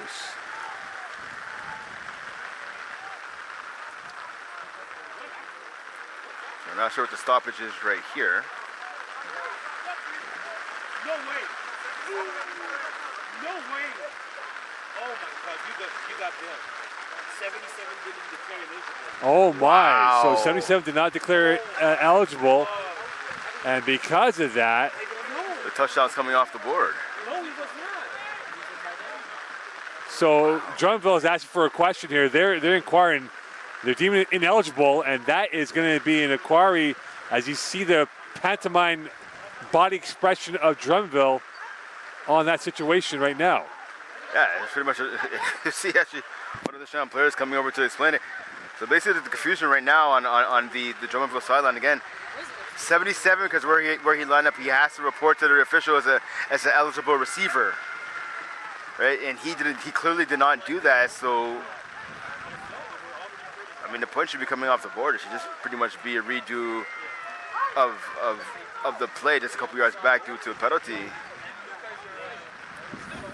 And somehow the Cavaliers have been given a lifeline due to the error by the Drummondville attack not declaring, and we saw that with the Detroit Lions against the Dallas Cowboys last year. Yeah, that's right. You're exactly right. And So it goes back now, the ball all the way to the Drummondville 36-yard line, third and 19, right? So basically, it's a redo. But I'm just wondering because the receiver didn't report as eligible. That's actually a penalty. It should be a penalty because it it should should be play. The loss of play should yards. never happen, right? Yeah, So- exactly.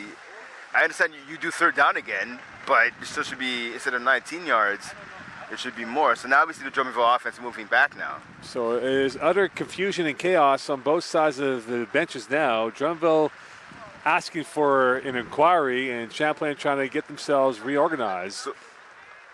So basically how that works, right, with the eligible receiver, I mean, if you're near the goal line, as you mentioned the Cowboys and Lions game, obviously if you're an extra tight end or an extra offensive lineman lining up, you have to report. If you're eligible to be a receiver, you have to tell the official, and the official signals it to the defense to let them know. In this case, obviously it's not near the goal line, but this goes in terms of how many guys are lined up on the line of scrimmage and off the line of scrimmage. So we saw number 77 there, Savard, where he was lined up. He has to report to the official that he's an eligible receiver because of where he was lined up. I think for Drummondville, their argument is that why did it take so long to call it? Yeah, Because yeah, they yeah, had it all set exactly. up for the extra point attempt. Exactly. And so in the 11th hour of the verdict, it is reversed against Drummondville, and now Champlain given a lifeline here, and this will be moved back. So it'll be third down and 24, I believe, if not more. But for the Cavaliers, Brent, this is a chance here to maybe get them off the field and get the ball back, being down by 14, then what would have been 21 points. Oh yeah, it's a huge swing right here, right? That's a 7-point swing right there, right? I mean, you're down by 3 TDs. Yeah, you're at home, it's your home opener and that, but I mean, 3 TDs is still 3 TDs. Right, so and we see the official just signaling Scott right now. DeWitt, yeah. Yep, signaling the ineligible man downfield call against Drummondville. So yeah, I mean that's a huge swing of not just momentum but obviously points right now. You go from being down 3 touchdowns to only being down 2. We've seen Champlain already come back from 2 touchdowns down. And looking for the screen, and that's what they're going to do. Okalonga. And he will get up ahead and brought down to 36-yard line. So they're going to put this ball away. And for the Cavaliers, smiles indeed, but for Drummondville, questions about what happened on that touchdown play. Yeah, so I think what it all could be chalked up to is just it was a late call by the officials. The flag just wasn't thrown quick enough, but again, it ended up getting thrown. Unfortunately for Drummondville, it was already after the touchdown celebration had taken place, and they had marched their special teams onto the field for the 1-point conversion. So again, this worked out well for Champlain. You couldn't ask for anything better. Champlain has to count the lucky stars right now. Let's see now if they can take advantage of this extra gift that they've been given. And now the punt, and they get that off this time with clean efficiency. And Blanchard now with it. And he'll toe tap out of bounds at the 50-yard line.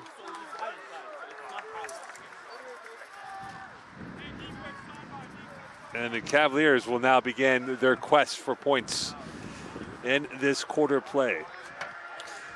It's a wet one. It's a wet one here in Champlain. And now for the Cavaliers, they want to slip and slide their way up ahead for points. And now with this chance here, with 6:16 left in this third quarter play, they want to get points quickly. And now for Emerson Peterkin, he's been held in park. But when we think about it right now, they've not had much success after tie number 14 apiece. They had the touchdown call back on the hole that would have gone for gold for Frederick late in the first half. Okay, let's see if this new breath of life can ignite the offense as well. Gregoire trying to ignite it. Down to the near side he goes, and he will get up ahead, and he will be close enough to a first down. Brought down this time by number 43 in Beauchemin. Good job by Gregoire, breaking about 2, even 3 tackle attempts right there. Just going forward, plowing away. So he's able to move the chains. Yeah, he did pick up the first down right there. So good job by the veteran Emile Gregoire, picking up the first down and extending this drive for his Cavaliers team. And that's what we may have to see right here, right? I mean, the weather is not great. I mean, we have seen some big plays deep, but you got to mix in some of the short passes as well. And we saw Peterkin to Gregoire right there, that paying dividends for Champlain. And with that, 5:14 left. First and 10 from the 46. Edgell is on the second receiver to the right. And now they have a tight end on the left of the formation. And this is going to be a flag. No. And that was completely disaster because there was confusion who should have been on the line, who wasn't on the line. And that screen pass did not go through cleanly, and that would be an incomplete for the Cavaliers. Yeah, we saw, so Frederick was on the line, then off the line. His quarterback, Emerson Peterkin, told him to get off the line. The coach was yelling to get on the line. Yeah, miscommunication on all sides right there on offense. But again, that pass is batted down at the line of scrimmage. Maybe 2nd and 10. Yeah, that was number 94, Patrick Vanier, the mid defensive lineman, getting the bat down right there on the first down play for Champlain.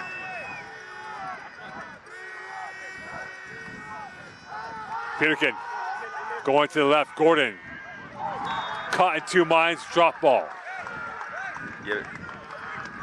Yeah, we saw Gordon right there basically deciding what he was going to do with the ball once he got it, but he has to make the catch first. You got to make sure you secure the ball right there before you worry about what you're going to do after you catch it. And with that, it'll be 3rd and 10 coming up here. So unforced errors by the Cavaliers, and it now ends up being no gain. Yeah, Gordon coming to the sideline basically about 10 to 12 yards right in front of us. Not happy with himself after that drop right there.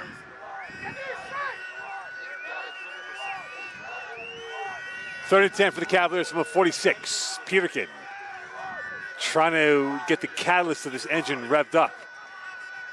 Empty backfield for him, going deep middle. Frederick incomplete, another drop ball. And right now it has been a disconnect in the passing options for the Cavaliers, and this will be a 4th down coming up here and a punt for the Cavaliers. So Frederick's open right there, right? He basically does a hook at the sideline. So what you want to see there, obviously you want to see the catch, but Peterkin threw the ball a little hot and a little high.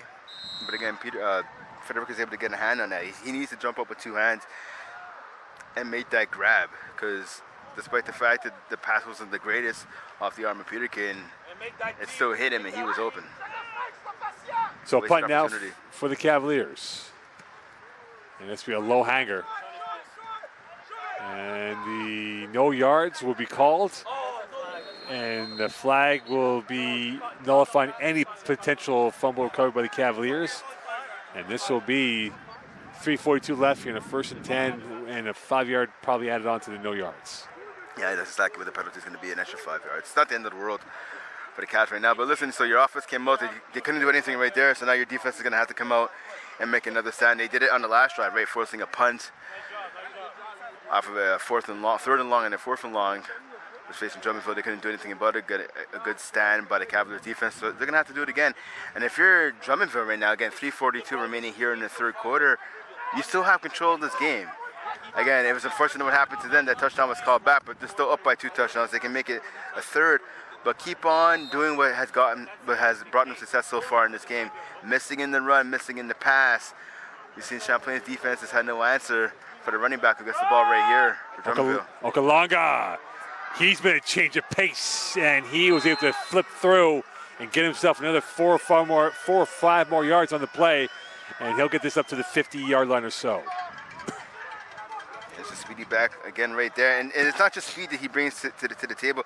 He's not the biggest running back. You can tell by looking at his size. He's not the tallest guy, but he has a bit of strength in this game still, and he runs hard. He's able to survive the big hits we saw right there. He was sent topsy-turvy there with a big hit. Took a second to get up. He's held up by some teammates, but he's able to withstand that pounding.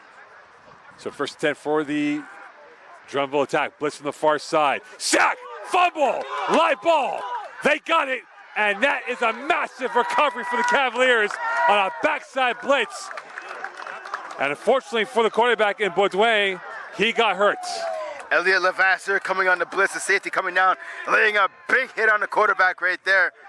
We see Champlain come close a couple of times to getting the sack. Yeah, we're just missing here, missing there. But we saw right there, beautiful blitz call by Rolly Chahota, the defensive coordinator.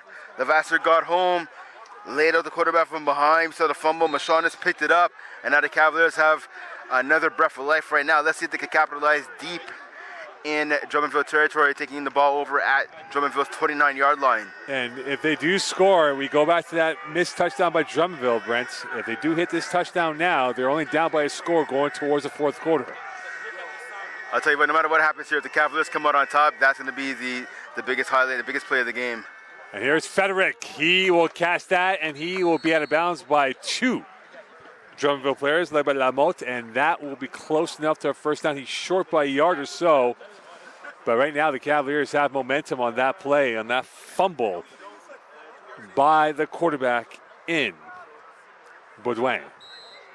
Again, Baudouin is rocked by Elliot Levasseur. I had a chance to talk to head coach Champlain in the lead up to the season, and when I asked him about his defense, that's the first name that came out of his mouth was Elliot Levasseur. Obviously, they lost a couple players off of last year's squad, but Levasseur, he says he's coming back. He's the hammer of our defense. We saw so right there. And he hit the nail. And here's a gap, and there's the run, and that is going to go for about 4 or 5 yards. Jaden Ralph getting his first carry of the second half, and he gets this rolling through. Enough for a first down, and this might be first and goal, Brent. Yeah, good run right there by Ralph. We'll see a player down, one of the old linemen. Finally, he's able to make his way up. They're rolling around a bit on the turf, one of the big boys up front. But yeah, the offense right now, they seem to find their rhythm here after getting the ball back late here in this third quarter, just over a minute remaining. And right now, they're at the ball at the 9-yard line. McGill definitely does not want to settle for a field goal right here. They're going to try to punch the ball right into the end zone. And Marchionnes, we must give the credit to recover the football on that strip sack. Yeah, Marchionnes 3 sacks last year, tied for the lead for the team. Didn't get the sack right there, but just as important, he got a fumble recovery to set up this offensive drive for Champlain. First and goal from the 9. 46 seconds left in this third quarter. Ralph devoured. He went nowhere in that play, and Bertrand in on the tackle for Drummondville, and this will bring up second and goal. Yeah, just the blocking from the right side of the offensive line has to be a little bit better right there. Saw the swarming of white jerseys onto the running back in Ralph. He was lucky not to get tackled for a loss. Picked up actually 1 yard on the play. Able to shake the first defender, but not the second, third, and fourth. And this might be the last play of the third quarter. Peterkin, they love to score before the third quarter expires. Motion, and here is Peterkin. Pumping, looking, he's got space. Dump pass, Ralph, 1 man to beat, and he is touchdown. At the death of the third quarter, the Cats come up with the touchdown, and they're now down by a score of 35-27. Yeah, see, Peterkin looked like he was going to run right there. He said, you know what, let me give it to the running back. Good toss-out right there to Ralph, who just wiggled his way to the end zone, plowed over a guy or two, able to fight over the goal line. Good job by him and great job by this offense. Again, now down by 1 touchdown as we start the fourth quarter. And the Drummondville team had the angles all wrong on that play. In this chaotic third quarter, they lost points. Cavaliers gained points. And now we go into the final point of the fourth quarter, looking at this game being only 7 points difference between Drummondville and Champlain. And the kick is good. So we are now going to the fourth quarter, a 35-28 lead, Brent. And in this game of twisted emotions and how this has played out so far, Drummondville now has to come up with a response here, Brent, and they've come up with responses when it's mattered most. Oh, they definitely have. I mean, listen, this has been a back and forth for topsy-turvy game, right? Both teams looking like they have the advantage, and they give it up. Then they get it back, then they give it up. Right now the advantage is on Drummondville's side, again, down 35-28, but we've seen this Champlain team, they have no quit in them. They have a lot of fight. So we're going to have to see now if the defense can come out, get a stop, and get the ball back to their offenses. Champlain's going to look to try and tie this game up. If you're Drummondville, you have a chance now. You gave back a bit of that momentum. You gave back some of that energy to your opponents. You have a chance now to get it back and try to put this game away as we start the fourth quarter. Well, 15 minutes away. Intriguing minutes away here from what this could be for both teams. A Drummondville win would give them a massive statement of intent in this Division III race. And they do have the rendezvous again last game of the year in October. And this will be a line drive. And this is going to make its way up there towards the far side one. And up towards the end zone and out of play is Savard. And now it is go time here. The moment of the major part of this referendum of this game here. Could Drummondville get some more points to get this back to being a 2-score game than what it is right now? Well, that's what Drummondville's going to try and do right here, right? I mean, that's what they want to do. It's up to the Cats right now to stop that from happening. And listen, this is game 1 for both teams. This is week 1, home opener for Champlain, obviously. I mean, the teams went through training camp, they went through scrimmages against other teams. This is what these teams are hitting the gym for all season. This is why they're doing all the cardio, all the plyometrics, all the training, all the meetings and that, right? All the time in the practice field. This is what it's for. Football was back. It's an exciting game right here in week 1 at Seaway. It looks like it's going to come down to the wire. Let's see if the Cavs can get a stop here and tie this game up at 35. So again, there's a stoppage in play momentarily, and they'll get things organized now. They'll have a 3-pack to the left of Baudouin. 14:38 left in this game. Jet sweep, and now to the left, and this is going to go against the green, and that's carried this time by Blanchette, and this will bring up a second down here for Drummondville. Yeah, good job by Blanchette. He broke the 1 tackle. He would have been dropped for a loss in the backfield. He's able to pick up actually 4 yards on that carry there. And as I talked about earlier in this contest, the Cavaliers have to be better tackling. They have to make sure they break down properly. I heard one of the coaches, I believe it was Dalton English, actually talking to the linebacker, one of the linebackers earlier in the game about that. These players have to be better at tackling. It's breaking down, it's rallying to the football. I'm not assuming the guy next to you or the player a couple yards away are going to make the tackle. Rally to the football. Going short side. Caught. Safety first for Xavier Blanchette off the pass from Baudouin. And this will be a first down here for Drummondville. Yeah, the play looked a little sloppy there. A bad pass. Blanchette able to bail out his quarterback, fell down to the ground, so able to make the catch and extend this drive for Drummondville. And that's a good play right there by Drummondville. Keep the ball in play, run some time off the clock, and extend the series of downs right here. 13:25 left here in this quarter. Baudouin's got a 4-pack now towards his left. Blitz from the near side, and he is going to throw that in the nick of time. Open space to the far side. This should be enough for a first down and more. And the high risk, high reward as Labbé gets the first down. But again, the Cavaliers were exposed, and they guessed right and got themselves a first down, Drummondville. Yeah, flag on the play, though. I'm going to have to see who this is against. This came right after the tackle was made. You have to imagine it might be going against, Champlain. So the Cavs will be called for the penalty, and this will add more yards of real estate here for Drummondville. And every time the Cavaliers need a big response when they get close, Drummondville pulls away at the last second. Drummondville pulls away at the last second, but then Drummondville ends up giving it back, too. We've seen the last couple of drives. So, I mean, let's see if Drummondville now could punch it into the end zone with no issues. First down from the 51 of Champlain. Handoff, Okalonga, and he will get maybe 3 if not 4 yards, but he is a Ferrari out there. Baby Bentley when it comes to his engine moving forward, and he's really gashed the Cavaliers up the spine of their defense today. Oh yeah, he definitely has. I mean, and you look at this Champlain team coming in, right? I mean, they have a lot of effort, a lot of heart, but the one thing they are, a lot of their defenders, especially at the linebacker level, the second level, they're a bit undersized, and that's where we've seen players like Philippe Olivier, Pepe, Anthony Lightfoot, some guys that have gone on now to play at the university level, they're missing here in this lineup. And to the left they go. Okalonga will get another 3 if not 4 more yards. They'll bring us some more meat onto the Champlain defense now with 12:15 left here, and this will be a second down and roughly about 6 or 4 yards. We'll see what they mark it off now from the sticks.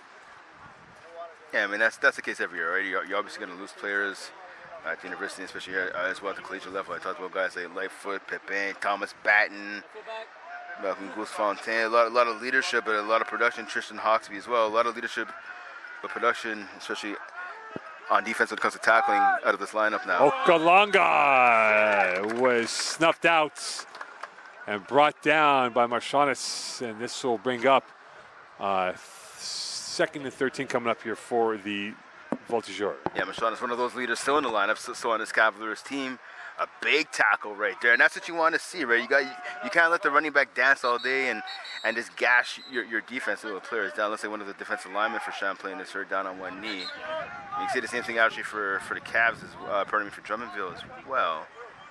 But I think that's actually just the quarterback giving the play in the huddle. But yeah, again, a good tackle right there in open field. A loss of 3 actually, one of the rare losses that we've seen the running back suffer here this afternoon in Okalonga. But again, tackling has been an issue all game long, as I've mentioned repeatedly, for the Cavs. And this is something that this comes with practice, right? They're going to have to work on that, obviously, this week at practice, because, again, a big game coming up against Drummondville here next Sunday. You can't be missing tackles against those guys. No, you can't. Those are some good players on the Tirade roster. A lot of young players on this team as well for the Cavs, right? Some of them, this is their first college experience, so it's going to take some time, right? There's a culture that's been built here by Champlain at Champlain here. So I mean, it's going to take some of these players a little while longer to get into it. Again, it also comes with hitting the weight room and making sure your technique and your fundamentals are solid, right? And that comes with time and more reps. So with that, second and long from the 39. Second and 13 to be exact. So Machana's not leaving the field. He's the injured player, so hopefully he's not going to be out too long. Might be a hand or a finger injury. Looks like he's kind of favoring his left hand possibly. What away? Hit screen. Okalonga, left side. Gets around one. He's got space. And he will be close enough to a first down. But Okalonga is definitely an X factor. Missile that cannot be stopped when he's in the open space. Yeah, Okalonga, along with his teammate there, number 77, and Savard, been the two most important players in this lineup. Again, not taking anything away from the quarterback as well. He's had an impressive game for Drummondville and Maxime Baudouin, but the two-headed monster, the two-headed attack in Savard and Okalonga have been the difference maker so far in this game for Drummondville. Okalonga again, his name being called. Enough to the dance he goes, and he will get very close. Not enough for the first down there, but it appears now, Brent, plan A for Drummondville is to run this ball and to kill clock and really squeeze the Cavaliers of any hope. Yeah, and a good job there at the offensive tackle by number 46 there, I believe actually tight end, Daniel Essou-Lajoie took out the defensive end. He left a huge hole for Okalonga to run through, and he took advantage of that. Yes, it's 46, lining up at tight end there on the right-hand side of the offensive line. A test of nerve now for Drummondville. They want to get their first win, and their first win over the Cavaliers in 6 attempts. And this will go for maybe a couple yards right there. And that will stop it right there for the Drummondville attack. Yeah, good tackle there by Levasseur. Pretty much dropping the running back for no gain. So Okalonga got a rest. He was off for 2 plays. He's back in now.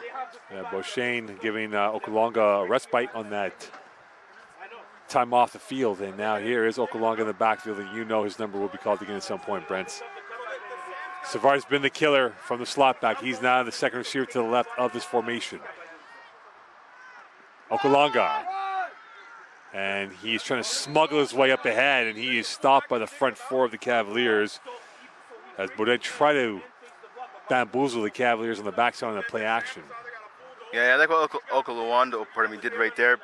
You can't, every run's not going to be a huge run, right? He said, you know what? The line of scrimmage is looking a little clogged up right now. Let me just run into the back of one of my offensive linemen, keep my feet moving and go forward and pick up what I can. And you know what? He went from 2nd and 9, now to 3rd and 5. So pick up of 4 yards, but now it's 3rd and 5, right? Like as I said, so a couple of different options available right now for the Drummondville offense. 8:30 left in this fourth quarter. Play action, corner route, and flagging the play, 2 flags in the play, and that was intended for Labbé, and he might have been hooked on the left side of his body. Yeah, the penalty's going to go. It's going to be Zachary Carmel, number 31. Look, he was in position. I think he just panicked. I think that's what it was, honestly.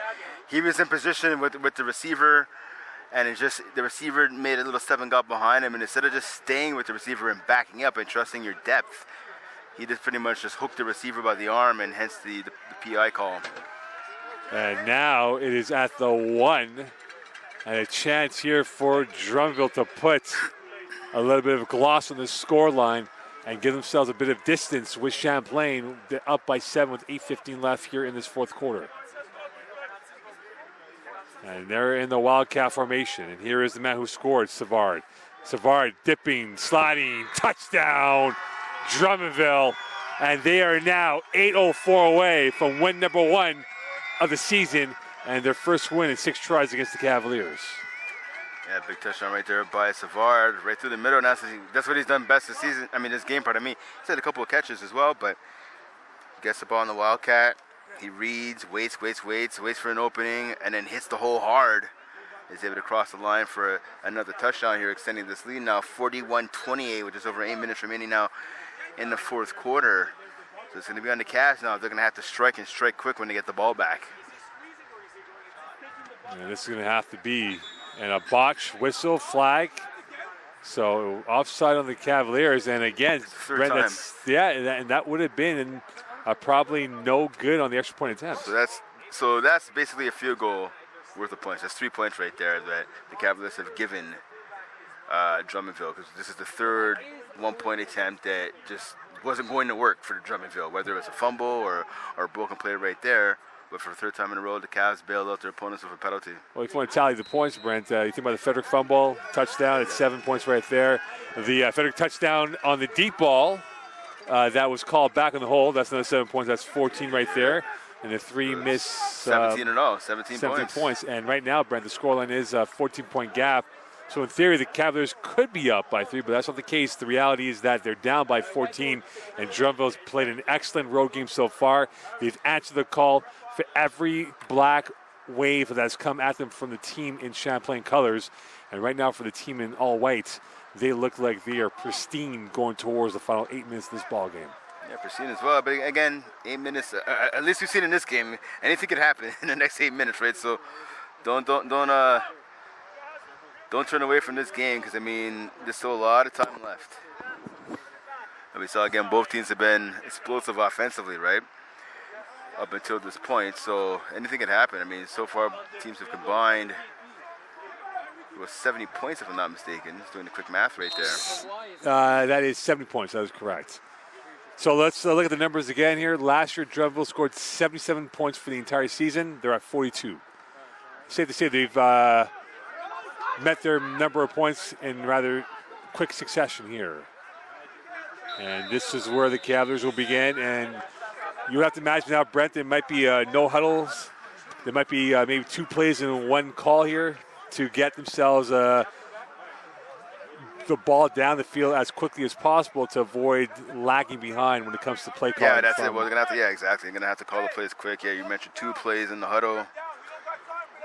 It could be something, okay, we're going to call all hooks. We're going to call all hooks and maybe a seam route from one of the slot receivers. And then when we get to the line, depending on what happens in that play, we'll call, let's say, a go and out and whatever for the other receivers. Because, yeah, time's of the essence right now, 7:45 remaining. As I said earlier, right, before Champlain started this drive, they're going to need to strike and strike quickly here to get back in this one. Peterkin's got 2 in the backfield now, and Gordon and Sauvé. Slants behind Gregoire. And you have to wonder now, Brent, Drummondville adjusted to what Edgehill and Gregoire had attacked them with in the first half, and we've not mentioned their names at all in the second half. Yeah, it's true, but I mean, that play right there, that's on the quarterback. That's on Peterkin. He has to throw a better ball. Gregoire was open. He did that slant. There was no one around him for about 3 to 4 yards, and Peterkin just put the ball behind the receiver. You have to throw it to where the receiver is going on that pattern, not where he is. Second and 10 for the Cavaliers. Peterkin's got Ralph in the backfield. Rolling to his left. Going towards there, and Gregoire is rocked. An autograph laid down by Romain Gagnon. He held on to the ball, but came at a cost of the autograph from number 4. Yeah, big hit right there. I talked about Levasseur being the hammer on the defense for Champlain, but we saw another hammer right there. Romain Gagnon laying the bricks on Gregoire. Good job by Gregoire making sure he hung on to the ball for a minimal gain, though. Unfortunately, only a gain of 1 on the play. Looking like Spillane out there for the Drummondville defense. And now it is going to be a 3rd and 9 with 8:45 left from the 35. Peterkin pumping, going deep. Frederick through his hands, incomplete. And in on the coverage was Crespel. he maintained his nerve, and they come up with the stop on that third down to make it a 4th and 9. Good play by Chris Bell right there. He wasn't able to. He didn't turn around to track the ball. I think that's why the Cavaliers sideline is screaming. They thought it should have been a call against him, but I'm not sure if he got a piece with his shoulder, his arm, or his head. Either way, getting the pass deflection right there. Frederick not able to come up with the reception. So now 4th and 9 facing the Cavs offense. And yeah, their offense is going to have to stay on the field. I mean, you wonder with 8:36 left, is this a smart choice? But again, you're down by 3 TDs. You have to get offense somehow. So keeping it, I agree with head coach Champlain. His decision right here, keeping the offense on the field. They have to do now is rolling the dice here. This is it. This is the ball game right now. And Scott DeWitt was actually in the Drummondville sideline, so we couldn't get the play underway officially until he got back to his position. So this is it right here. Could the Cavaliers keep their hopes alive? Timeout called by Drummondville, I believe. Timeout called by Drummondville, so we will have to hold off on the moment of truth from the Cavaliers with 6:32 left here in this ball game. Brent Bonk and Mo Khan. We're back next Sunday. Lionel Dier in town. 1 o'clock kick. Week 1 of the NFL. And it'll be week 2 for the RSEQ Division III season. Yeah, that's it. I mean, football is back, right? You and I called the university game last night. See, college is back, university's back. Obviously, it's south of the border as well, right? And NCAA kicking off. And again, you talked about the Sunday that everyone's waiting for, the first Sunday of the NFL season. But we have some Champlain football going on here as well, right? So it's going to be football Sunday next Sunday. It's pretty safe to say. And so I'm excited for the game next week against Lionel Dier. I mean, it's always a good game when Champlain plays Lionel Dier, especially here at Seaway. So big game. Make sure you come up for that one. As you mentioned, Mo, 1 o'clock. That's going to be a good one. Obviously, right now, before we get there, Champlain looking to take care of business here. Again, down 42-28 with 8:32 remaining in this contest. The sun is trying to come out. Let's see if the Cavaliers offense can come out as well. For the game, perhaps, Peterkin over the middle. Gregoire in stride. First down and more. And he's got space down towards the 35-yard line. Brought down by Aram Aurier. And they have been given a get-out-of-jail card on that play, Brent. And now they're going to have 6:12 left. Whistle as well. Injured player on the field for the Cavaliers. Yeah, so we see that even the coaches are yelling at the receiver. I think that might be, no, it's not Frederick, actually, pardon me. We're yelling at the receiver to take a knee because that stops the clock, right? So that injury, I mean, hopefully it's nothing serious. And you hate to see that, obviously, but that injury really helping out the Cavs right now. Not sure who the player is. We'll get it to as soon as the player turns around. Looking like it might be a receiver. Could it be Edshow? No. No, it's not Edshow. It is, it appears. I think that's number 7. Yeah. That's going to be Chris Ralph. So Ralph being helped off. Unfortunately, he cannot put much weight on his knee right now, which is not what they want. Yeah, it's his right knee that's hurt. It's being helped to the trainer's table by both of the athletic therapists, and yeah, he's not putting any weight on that right leg whatsoever. Hopefully it's nothing too damaging right now. So 5:50 left here in this fourth quarter play. Gregoire's picked it up a little bit here, but need a little bit more verve from their offense. More vigor. Peterkin with the vigor. Hit hard. Incomplete. And there were 2 Cavalier players in the area. Yeah, he's lucky because that should have been picked off. That was a bad pass. You don't want to see that. Yeah, Matthew Blay, he was right there, number 20 for Drummondville. Basically, the receiver for Champlain pretty much had to turn into the defensive back right there to make sure Blay didn't come up with the INT. I think Peter King just would have been better off just scrambling, maybe not picking up the first down, but at least picking up some positive yardage. 5:34 left, clock is rolling. The rain has stopped momentarily, and now we'll see how this plays out for the Cavaliers in this final sequence of minutes here. Clock is going. They have to get a little bit more urgent now with their offense. And Champlain has to get this figured out. They have to pick the lock of Drummondville's defense, who's played rather well in this second half. Peterkin, plenty of time. Almost picked off by the aforementioned Drummondville DB and Blay. Yeah, I'm not sure what Peterkin saw in that play right there. So Blay dissecting that, good awareness by him, good vision. And diving, almost making the INT, and now the rain is picked up once again. I put down my umbrella and it comes back. The Reign declaring itself the winner over Mocon here this afternoon. Not yet, my friends. I can last longer, my friends. And right now, it's raining on the Cavaliers, and it's been shining on Drummondville on this Saturday afternoon. Peterkin's got a 3-pack to his left. Firing a pass. That is caught by Federick with his body as he secures that pass. This will be a 4th down coming up here for the Cavaliers. Yeah, let's say 4th and 2. And this is formality. They're going to go for it now, Brent. There's no ifs or buts about that. Okay, so they're calling it 4th and 1, so it's going to be a long one right here. Now you have to wonder, does Champlain stay with the pass here? You have Big Sauvé, number 5 in the backfield. You want to hand it off to your biggest back and have him maybe plunge the ball right up the middle. You see timeout now called by Champlain. The smart timeout here by head coach Sean Main. You got 4:21 remaining here in this 4th quarter. You see the contrasting styles on benches right now. A somber Champlain bench and a giddy Drummondville sideline here because they are feeling it out, Brent. They're up by 14 with 4:20 left here. If they do make the stop now, Brent, it probably is game over for the Cavaliers. Oh, it definitely is going to be game over. I mean, unless the miraculous happens and Drummondville decides to fumble the ball a couple times in a row, this game will be over. But again, you have to imagine if let's put this in perspective. Obviously, Champlain wants to pick up the first down here, right? If they're able to score within the next minute, they have a fighting chance. Again, you talked about it, right? They're down 42-28, right? It's not an impossible lead to overcome. So if you're Champlain, if you could score within the next minute here, you have to imagine they're going to try the onside kick, whether that works or not. If it doesn't, obviously your defense is going to have to come up with a stop. And Machine Champlain haven't been able to get too many stops, but they have gotten some here in this game. So if they can do that and get the ball back to the offense, anything could happen. 4th and 1. Oh, it's going to be 4th and 6. As Edghill was about 4 yards ahead of the play. And caught in 2 minds, heart and mouth moment for Jaden Edghill, and he knows it. And that summarizes the day for the Cavaliers.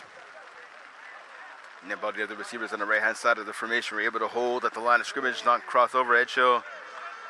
Like you said, he was not able to do the same. So yeah, a much easier 4th and 1 now, 4th and 6. So now the run is pretty much off the table. If you're Champlain, you don't want to call that quarterback keeper either because that hasn't worked really throughout this entire contest. So you know Champlain now is going to have to pass. So there should be 4:22 left on the clock now, 4:14. Yeah, 8-second add-on there on the clock. So that gives Champlain a couple extra seconds in the huddle to figure out what they want to do and make sure they cross their T's and dot their I's here. It's 4:22. Yeah, but no, you're not. They're not. 4:22 left.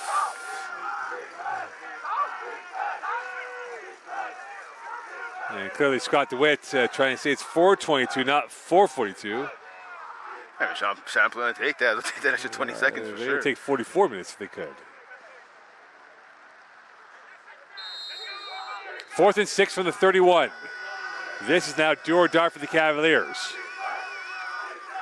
Peterkin throwing. Federick drop ball, and that will do it.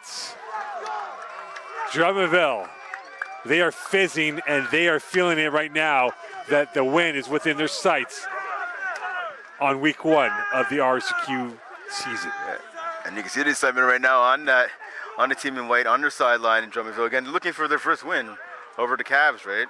They haven't beat the Cavs since they joined Division 3. It's a building block for them. That's exactly it, right? 5 losses in a row, and I talked about earlier, in those 7 games total that are played, 6 of them have been blowouts. So this is going to be a big moment, and you said it, that's a perfect word right there. Perfect phrase, building block, right? And this is a building block, it's a foundational win for Drummondville if they're able to hang on now with 4 minutes remaining in the contest. Okalaga now in the backfield, and he's going to be the closer, and here is the closer, and there he goes.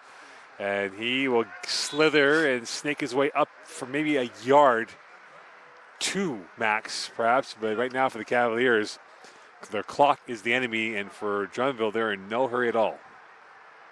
No hurry at all. I mean, their biggest enemy right now is the clock, right? That's the only thing standing in their way of a huge W here to start the season. Clock rolling, dripping slowly. Almost like a torture death here for the Cavaliers, the clock going against them. Okalonga to the right, and a flag in the play in the backfield. And today it's been all about explosive plays, Brent. On the first drive, it was an explosive play for a touchdown. Okalonga's explosive run down the middle of the defense for points. And this will go against. Yeah, holding against Drummondville's decline, though. So they'll take the third down, which makes sense with 3:20 left because you want to get the ball back as soon as you can.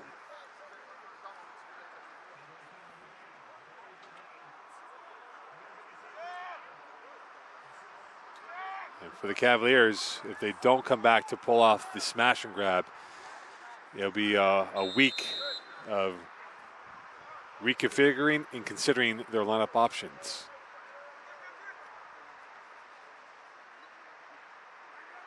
Third and 6 here for Drummondville. Blitz. Okalonga will get maybe 1 yard, and that will be a fourth down, and that will bring up a punt with 3 minutes to go in this ball game. And for Drummondville, it's going to be a matter of getting off this ball without a hitch and getting themselves. So 3-minute warning called, and now with that, it will be punt time here for Drummondville. And the Cavaliers are going to be down to their last rights in this ball game. So the Cavaliers, I believe, have 1 timeout left in their pocket. So tackle there by number 9 and Hurtubise for Champlain. And see the tackling we saw right there on that drive. I mean, yeah, you know they're running the ball, right? But I mean, there's other times in this game where you knew the Drummondville was going to run the ball, and the tackling wasn't there for Champlain. We saw on this last drive here. If they would have had that tackling we just saw in this drive throughout the entire game, the score might be a little different. And that's a shank. And this is going to go out of bounds and benefiting the Cavaliers.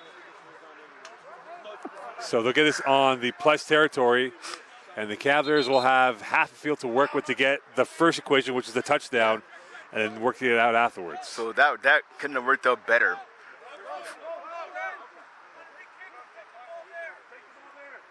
So yeah, and that's a smart move right there. So I believe, yeah, there's a penalty. If it's going to be a procedure call against, or offside call against Drummondville, Sean Main elected to let the punt stand because it would have been a re-kick, and obviously you have to imagine, yeah, that kick right there wasn't the greatest by Drummondville, but you don't want to give them another chance to get off a better kick. So now, as you talked about Mo, Champlain only having half of the field to travel now, taking over the ball at the 50-yard line. And the Cavaliers standing at an 0-1 start, and they got a big one next week against Lanaudière. They made that the 52-yard line, actually. Peterkin throwing. Frederick caught, and that'll be enough for a first down, and they got to get going. He needs to hustle. And again, the play calling will have to be efficient in what they call now, maybe 2 for 1 here when it comes down to it. Clock is going, and now for Peterkin, they have to get this going. Yeah, the players need to show, the receivers need to show a bit more hustle. They got to hustle to the line here. They killed off 10 seconds right now. Peterkin. He will have enough for a first down. He's got to get out of bounds, and he will indeed. So with 2:07 left, that will give them a first down, just hovering around the 35-yard line in Pierce. That's a big run. Smart decision right there by Peterkin. Don't risk. Don't pass the ball down. Don't take a risky pass. Just get the first down and get it to bounce. And that was smart right there by Peterkin to stop the clock. So now the clock will only start running at the snap of the ball. Peterkin. Gregoire to his right. Frederick to his right as well. Peterkin stepping, sideline, and Frederick will get out of bounds, and that will stop clock again with 2:03 left. So they only killed off 4 seconds, which helps in the short-term view of what they're trying to do. Yeah, pick up about 5, I want to say, on that play right there. So good job by Frederick in realizing where he was on the field. So good field awareness right there. Catch the ball, get it to bounce. Don't worry about getting the yak yard. You don't have enough for the first down, so just get it to bounce right away. 2:03 left, 2nd and 5 from the 30. A field goal won't help, so they need to get touchdowns. Basically, Champlain right now putting on a 2-minute drill here. Peterkin rolling to his left now, that is. Pointing, throwing to the end zone. Frederick! Touchdown! But Frederick with the catch, he had a receiver draped all over him. That definitely should have been a pass interference call. I don't see any flag on the field, but Frederick able to come up with a big grab right there. He's had a couple of drops in this game, but he said his biggest catch for Latch right there, getting the touchdown. So now, pending the extra point, do you onside it or do you play the downs? That's a good question. I don't think they have a timeout left, and I play the downs. If you had at least 2 timeouts left, I'd say now you kick it. Sorry, you do the onside. Oh, and it's blocked. So Brent, we do the counting of points lost today. That is 4 extra points, right? 3 from Drummondville that they could have had, and 1 by them. 18 points. Yeah, 18 points in this game here, and Drummondville now makes it a little bit more trickier for the Cavaliers, down by 8. And that's what we're trying to do here, is 1:53 left in this ball game. So that's big 88 again. Jesse Beauregard, he had a pass deflection earlier in the game, defensive lineman, for a big stop, and that's going to be his biggest of the game right here, especially you have to imagine, obviously, if the Cavs were able to get the ball back and get into the end zone, right? They would then have to get a 2-point conversion to tie the game. So Beauregard saving his best for last right there. Drummondville looking like they're setting up for the onside. And the Cavaliers not showing anything yet if they're going to do the onside. I think they're just going to kick it down because look who's on the field. You don't have any of those guys you would have. And none of your receivers, I think, for the most part, are on this special teams unit right now. So I'd be surprised if they could try the onside kick here. Blanchard is making his way towards the front line. Now we're moving towards the back line. And there's a bit of confusion now on what's going on here. And timeout called by Drummondville because they were a bit perplexed.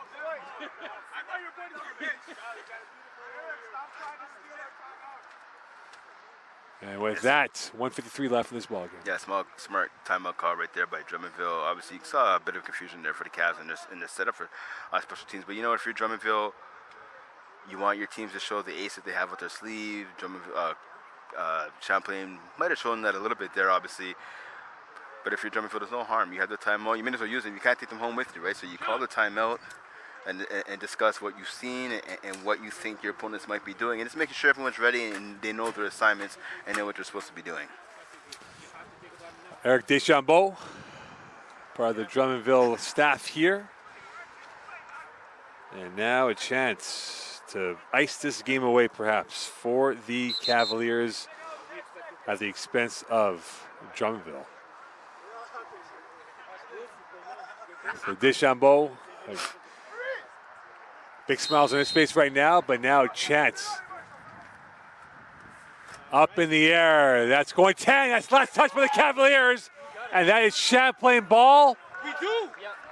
They're pointing, they're conversing, and That's that will be Champlain's Cavalier ball, ball. Great play right there. Good job by the player batting it out of bounds. I'm not sure what number that was, but a great play right there. We saw the ball was at the 30-yard line, right? So we saw that kickoff.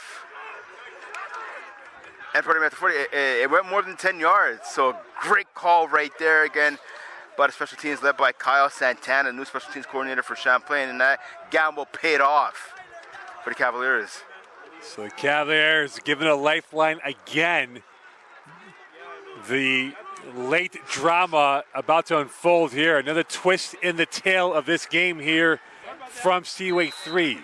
1:52 left, 42-34 lead for Drummondville over Champlain. Champlain now has to score on this drive and go for the 2-point converts. Blitz near side, whistle, and this is going to stop it. And this is going to go against the Cavaliers. It appears there's early movement by the Cavaliers. And this will be against Champlain, so they'll move back 5 with 1:51 left. Yeah, quick jump there. Not sure if it was the sound that played an issue, or it's obviously the nerves as well. Probably coming to play again with 1:51 remaining here. It's a big moment again. This is what all that off-season training and all that work, all the work, especially during the week and during training camp, is for, right? You want the game, you want the ball in your hands with the game on the line, right? And Champlain has a chance right here to make a play and send this game to overtime. Peterkin has time, going to the near side. And that is well repelled by Blais. It hung in the air. Gregoire was the intended target, and Blais right there to deny that moment of glory. Yeah, the only obviously good play right there by Blais batting on the ball. You can make the argument that you want the ball thrown a bit more sharper, but I'm going to blame Gregoire on that one right there. He had the right idea. The route was great, but he needs to run it towards the sideline. So if that ball hangs in the air a little longer, it's harder for the DB to come over to knock that down. So Gregoire just needs to get a bit more depth in his route right there. 1:46 left in this ball game. And confusion again from the standpoint of the formation. Peterkin trying to buy time. Peterkin pointing, throwing. Gregoire's got it down to the near sideline. Gregoire will go out of bounds. So what went from being utter chaos ends up being roses for the Cavaliers. The play's not there, run! 1:36 left in this ball game, and the Cavaliers somehow have avoided the death penalty of being nailed by Drummondville to finish off this game. Yeah, see right there, a bit of confusion on the line. We talked about the tight end there, number 88 for Champlain. Wasn't really sure where to line up there. His confusion ended up not costing the team, thankfully. 1:36 left in this ball game. Peterkin dipping, and a one-hopper incomplete, intended for Gregoire. Pressure coming in from the front line of Drummondville, led by Bertrand. Yeah, the right tackle just got blown up right there. You know what? That incomplete pass, that's okay. That actually worked out better because if Gregoire makes the catch, fine. It's not enough for the first down, and then the clock keeps on running if he's able to make the grab. So that's basically a throwaway right there. It stops the clock, so that's okay with 1:32 remaining. So lots of time for the Cavs to get the ball into the end zone here on 2nd and long. I'm not putting my umbrella down, by the way. I'm keeping it on in case it rains. I mean, it has stopped raining, but I mean, you do that, Mo. You do that. To Sean Gordon in the backfield with Sauvé. Low snap. Peterkin. Dead to right. Sack for a loss. And the first sack by Uhl comes up at a crucial moment. Pressure also by Drummondville, and Peterkin slow to get up with 1:20 left. The last time I called by the Cavs here, and yeah, that just had basically it was disjointed from the start. We saw the snap on the ground. Peterkin had to take his eyes off the receivers to go down to the ground to get that ball. He spun around, trying to create a little bit of space, and saw the D lineman right in his face right there. So that play just looked bad from the start. 3rd and 14 from the 37 for the Cavaliers. Heart pounding the back of the rib cage now for the Cavaliers, and a test of nerve for Drummondville in this matchup. But right now for the Cavaliers, they literally have 2 more plays left in this game, minimum. Yeah, well, 3rd and long right now. So I mean, if speaking to your point, right? So if you're the Cavs, right, you don't have to pick up the first down on this play. You don't have to pick up the first down.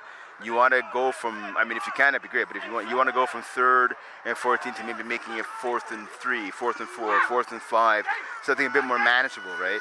So again, you don't have to pick up the first down right here. If you can, especially get a touchdown, that's obviously priority number 1. But getting the ball to make it a bit easier 4th down play is a top priority as well. 1:21 left here, 42-34 lead. Rolling to his left, Peterkin slipping, going deep. Federick's got a man through his hands, incomplete. And that might have been deflected last second by Crespel. And it'd be 4th down coming up. And this is it here for the Cavaliers. Yeah, Federick's got to make that catch. Yeah, Crespel right in his face. I'm not sure if Crespel even turned around to try and play the ball. I'm not sure how that's not called pass interference, but I mean, he didn't really make that much contact, but he made a little bit of contact. You want to let something slide, but as a DB, you have to turn around and find the ball, right? And he didn't get his head turned around at all. So lucky break right there for Drummondville.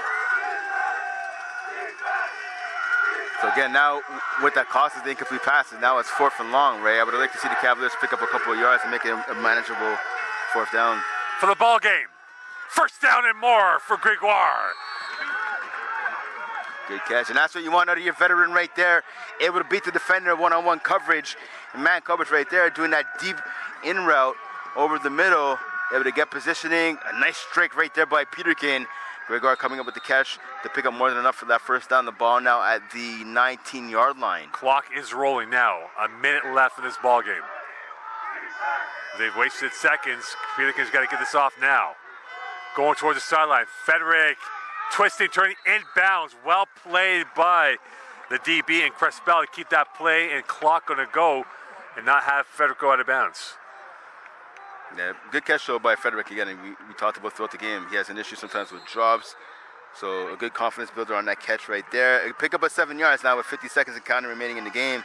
Now it makes for an easier second down. Peterkin turning. Peterkin looking. Still turning. Sacked. Brought down by 3. And that is the biggest one of the day as Boutin comes up with the sack for the Drummondville Voltigeurs. And that's just an experience right there. That's not showing maturity as a quarterback. I understand you want to run. There's nothing there. You have to throw the ball away. You can't take a sack, number one. And number two, the clock is running. You don't have any timeouts left. It's been a lack of urgency on this. Through the middle, Gregoire, touchdown! Nice. 20 seconds left on the clock. And now the pivotal 2-point convert coming up to perhaps force overtime. So we go for one bad play by Peterkin to a marvelous play right there. Gregoire again creates the separation. He ran that post route. He had a step or two on a defender. Good catch right there. You just saw him. He made the catch and he just laid on the floor. Just exhausted. 2 big catches there to keep that drive alive and then to get the TD. So now we talked about it before. The special teams playing a factor with that last the block and the 1-point convo after the last touchdown by Champlain. Now they have to go for 2 to send this game to overtime with 20.1 seconds remaining here. It's gonna be interesting to see now what the Cavs call in Drummondville. Looks like Drummondville is playing man defense right here. Yeah, 1 safety over the top. So it's man-to-man defense by Drummondville. See Jaden Edgehill line up in the backfield now, motioning over to the left. Here's Peterkin. Rolling to his right. Open! Tie game! From the depths of despair to parity we go. 20.1 left here. And just like that, the emotions have gone from happiness to sadness for Drummondville and for Champlain. They're thanking the football gods that they might get one more chance here to pull off the ultimate sucker punch if they get to overtime. Heck of a play right there. Good call. See, and I talked about Edgehill going in motion. He went from the right to the left, back to the right. He drew some defenders open and we saw the receiver that made the catch there. He was kind of lined up. He was kind of the forgotten man right there. So big catch now. This game tied up at 22-22. Hey, listen, it's week 1, a little extra football, a little overtime. I'm not complaining. I'm a little bit cold, actually. I'm a little cold, a little wet too, but football's football, my friend. So with that, 42-42, 20.1 left here, and you have to imagine that for Champlain, they might do a safety kick here and trying to bounce it a couple times here and minimize. Right down the middle, exactly. Minimize things, but for your Drummondville, look who's back on, for the return, right? Okolanga is back there. And the other side is Savard, if I'm not mistaken. I think it's Labé, actually. Okay, pardon me. Yeah, smart. To kick it to and fumble! Live ball there. Labé will get to it, and he makes amends for that and will get down towards the 30-yard line or so with 13.3 left. 77. No, that's Savard. Yeah, 77. So there you go. My apologies, Savard is 17-7-1. You know how it works right now. But right now for Drummondville, they're going to have to maybe play for overtime now, Brent. They're going to have to. I mean, listen, we've seen a ton of stuff in this game, right? We've seen a ton of things. Both teams combined for 84 points right now, right? You're Champlain. Make sure you have a guy or 2 deep. That's all I'm going to say. Make sure you have a player or 2 deep because you never know, right? Drummondville has shown they're not afraid to chuck it up. So what is the call now for Baudouin? Run it perhaps. Okolanga has pulled off some big runs. Now throwing it towards the far sidelines. That is going to be caught. And that is by Blanchette. 10.3 left. The clock will roll the moment the referee blows it in. And bringing down now is Bellavance in at the receiver position. The last play of the game right here. The clock is running. So right Coaches now, right now telling their defense just to bail, get back. There's no reason to have players up near the line of scrimmage besides your D line and maybe one linebacker. Get everyone else. Get your halfbacks. Get your safeties. Get them back. so they're going to play now for what should be a prevent defense here. And they're going to go short pass. That is caught, looking for an outlet, and they will play the trickery game here. But that was almost nearly ill-advised on Drummondville's part here to go for the little The hook and ladder. hook and ladder at times here and pull off the Stanford band moment. But now we are going to go to overtime, 42-42. They'll have a little rendezvous of how to do overtime, and they'll do a shootout now, Brent, between Drummondville and Champlain. Yeah, again, week one, you can't ask for anything more than this. Exciting game, heading to overtime, a little extra football, never hurt anybody. I see the coaches now coming at midfield, and they're saying, I have no idea how we've got here, but all smiles on the faces actually on both sidelines right now. So For now. they're excited as well. The coaches are excited, and we see the players are excited as well. OT coming up. Extra football coming up here. So right now, what we'll have is overtime, and we'll go from here as they will converse again. 42-42.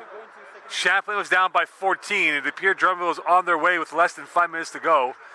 And the Cavaliers pulled off a smasher grab now to force overtime against their Southern Quebec rivals.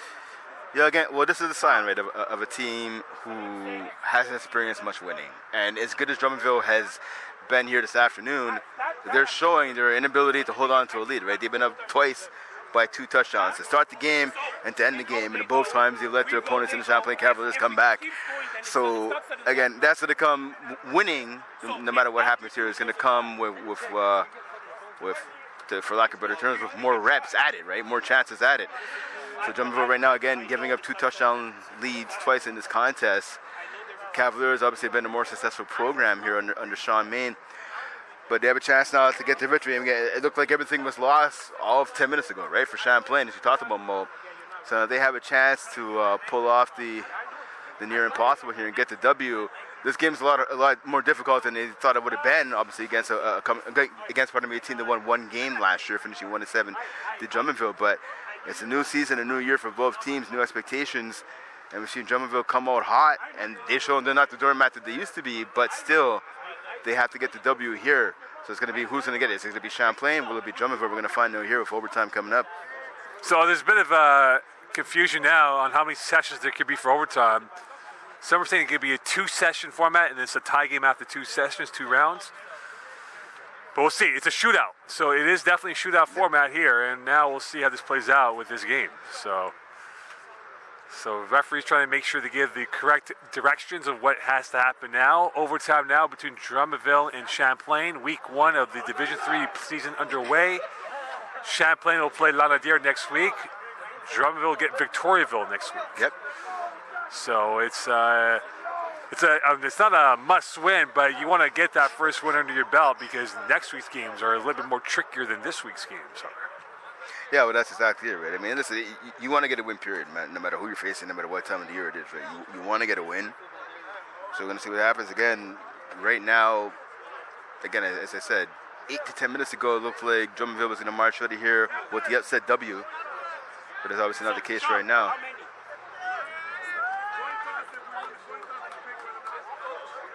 So there's going to be a coin toss, as you see going on right here now. We're going to have to find out what team's going to start on offense, what team's going to start on defense. So that's a max 3 sessions.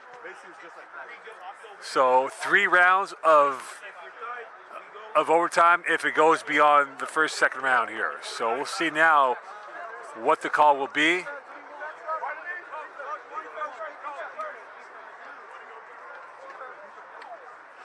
So head coach Sean Main letting the officials know that they want to go on defense if they win the toss. And that's a smart decision right there. I mean, so you start on defense. Obviously, Drummondville will have the ball if that's how the coin toss goes, pardon me. why you want to start off on defense is because you want to know what you have to do, right? Can your defense Absolutely.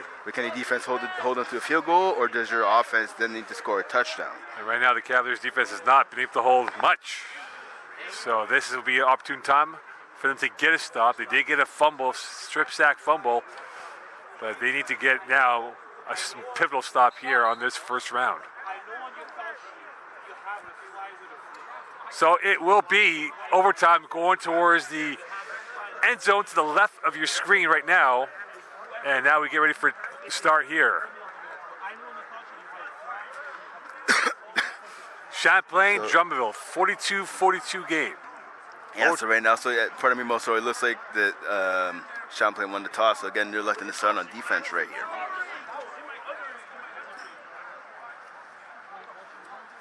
And away we go here with overtime from the 35.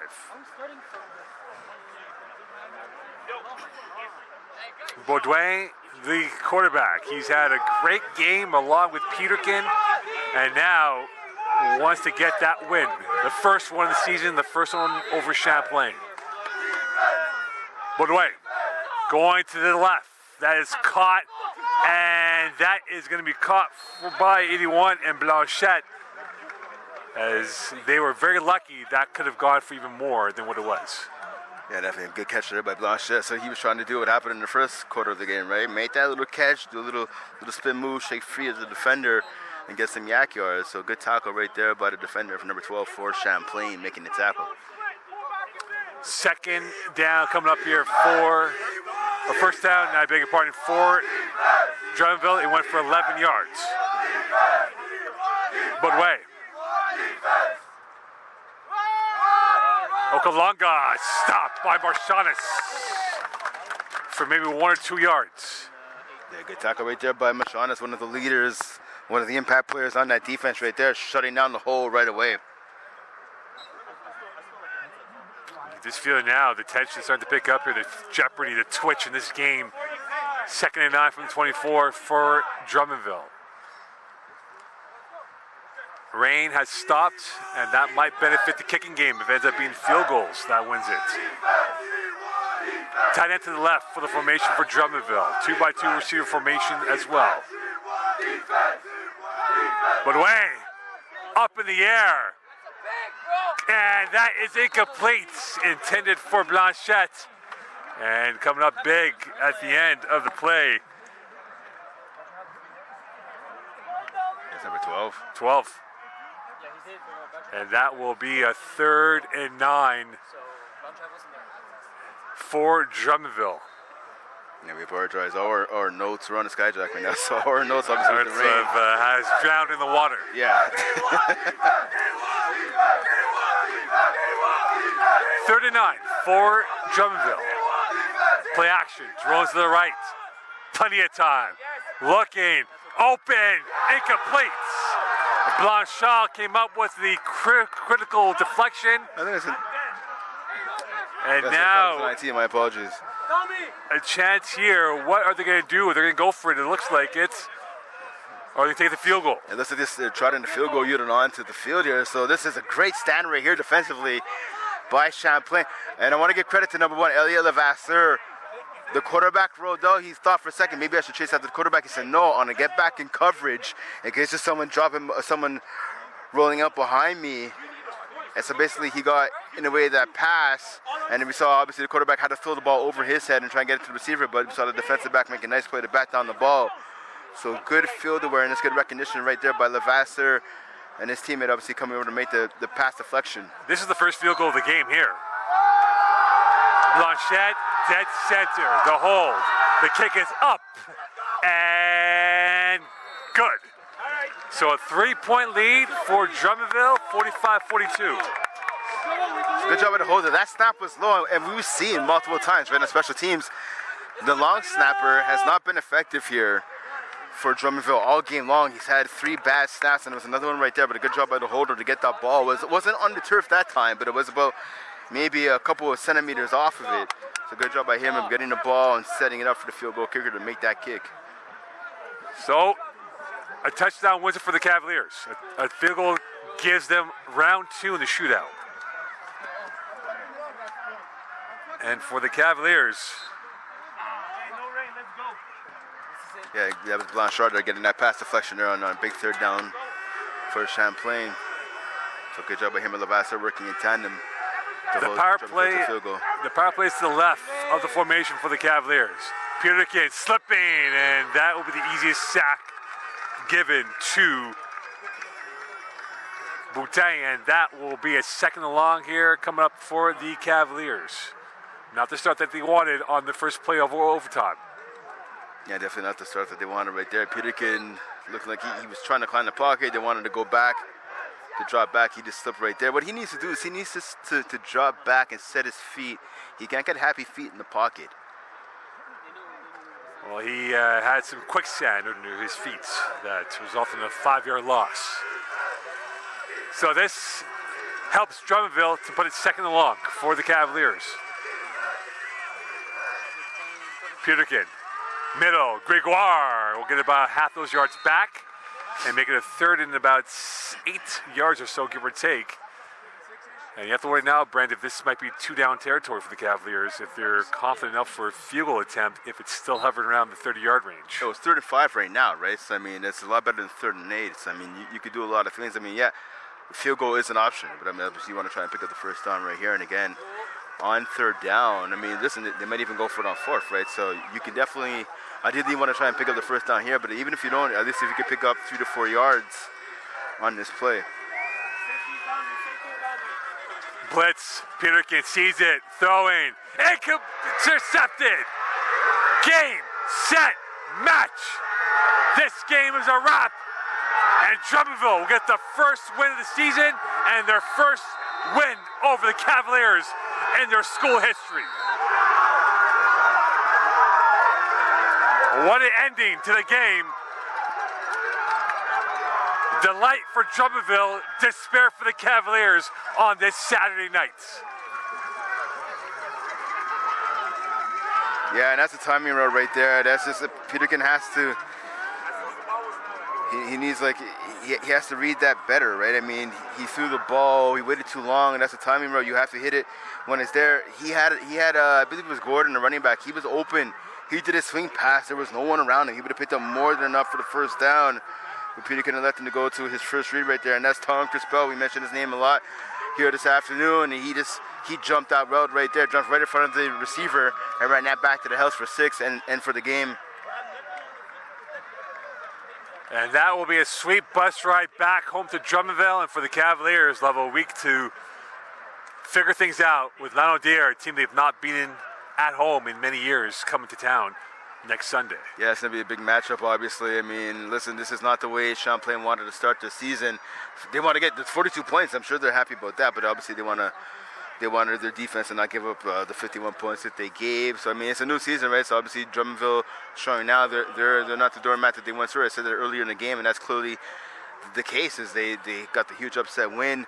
So, for the Cavs, they have 8 days now to pretty much dust themselves off and get off the ground, if you will, get off the floor and get ready for Lanaudière. And for Drummondville, they've scored 51 points. They scored 77 last year as a whole and 51 in this game alone. But they win this game 51-42. Final thoughts, Brent? Yeah, listen, like I said, credit to Drummondville. I mean, listen, he said 77 points all last season. They scored 51. So that 16 points, quick math, they're 16 points away from their season total last year. So you like what we saw out of them, right? They had Xavier Savard, Maxime Baudouin looked good at quarterback last year, only 8 touchdown passes. I don't know how many he had in this game, but he was effective, and we saw it with the running back, right? He was just phenomenal in number 1 there, and Okolongo he was great in the passing game, but obviously great on the ground. He was sharp with his runs, with his cuts, able to slash and dash his way through the defense. He had over 100 yards in the game.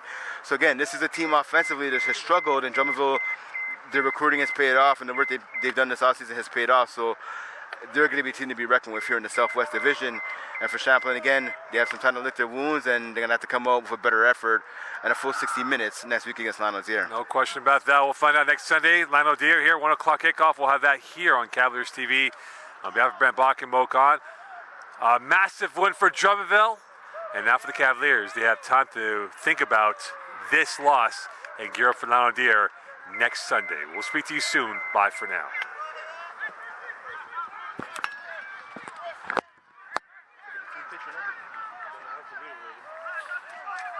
Wait like 2-3 minutes, they'll try to start it back.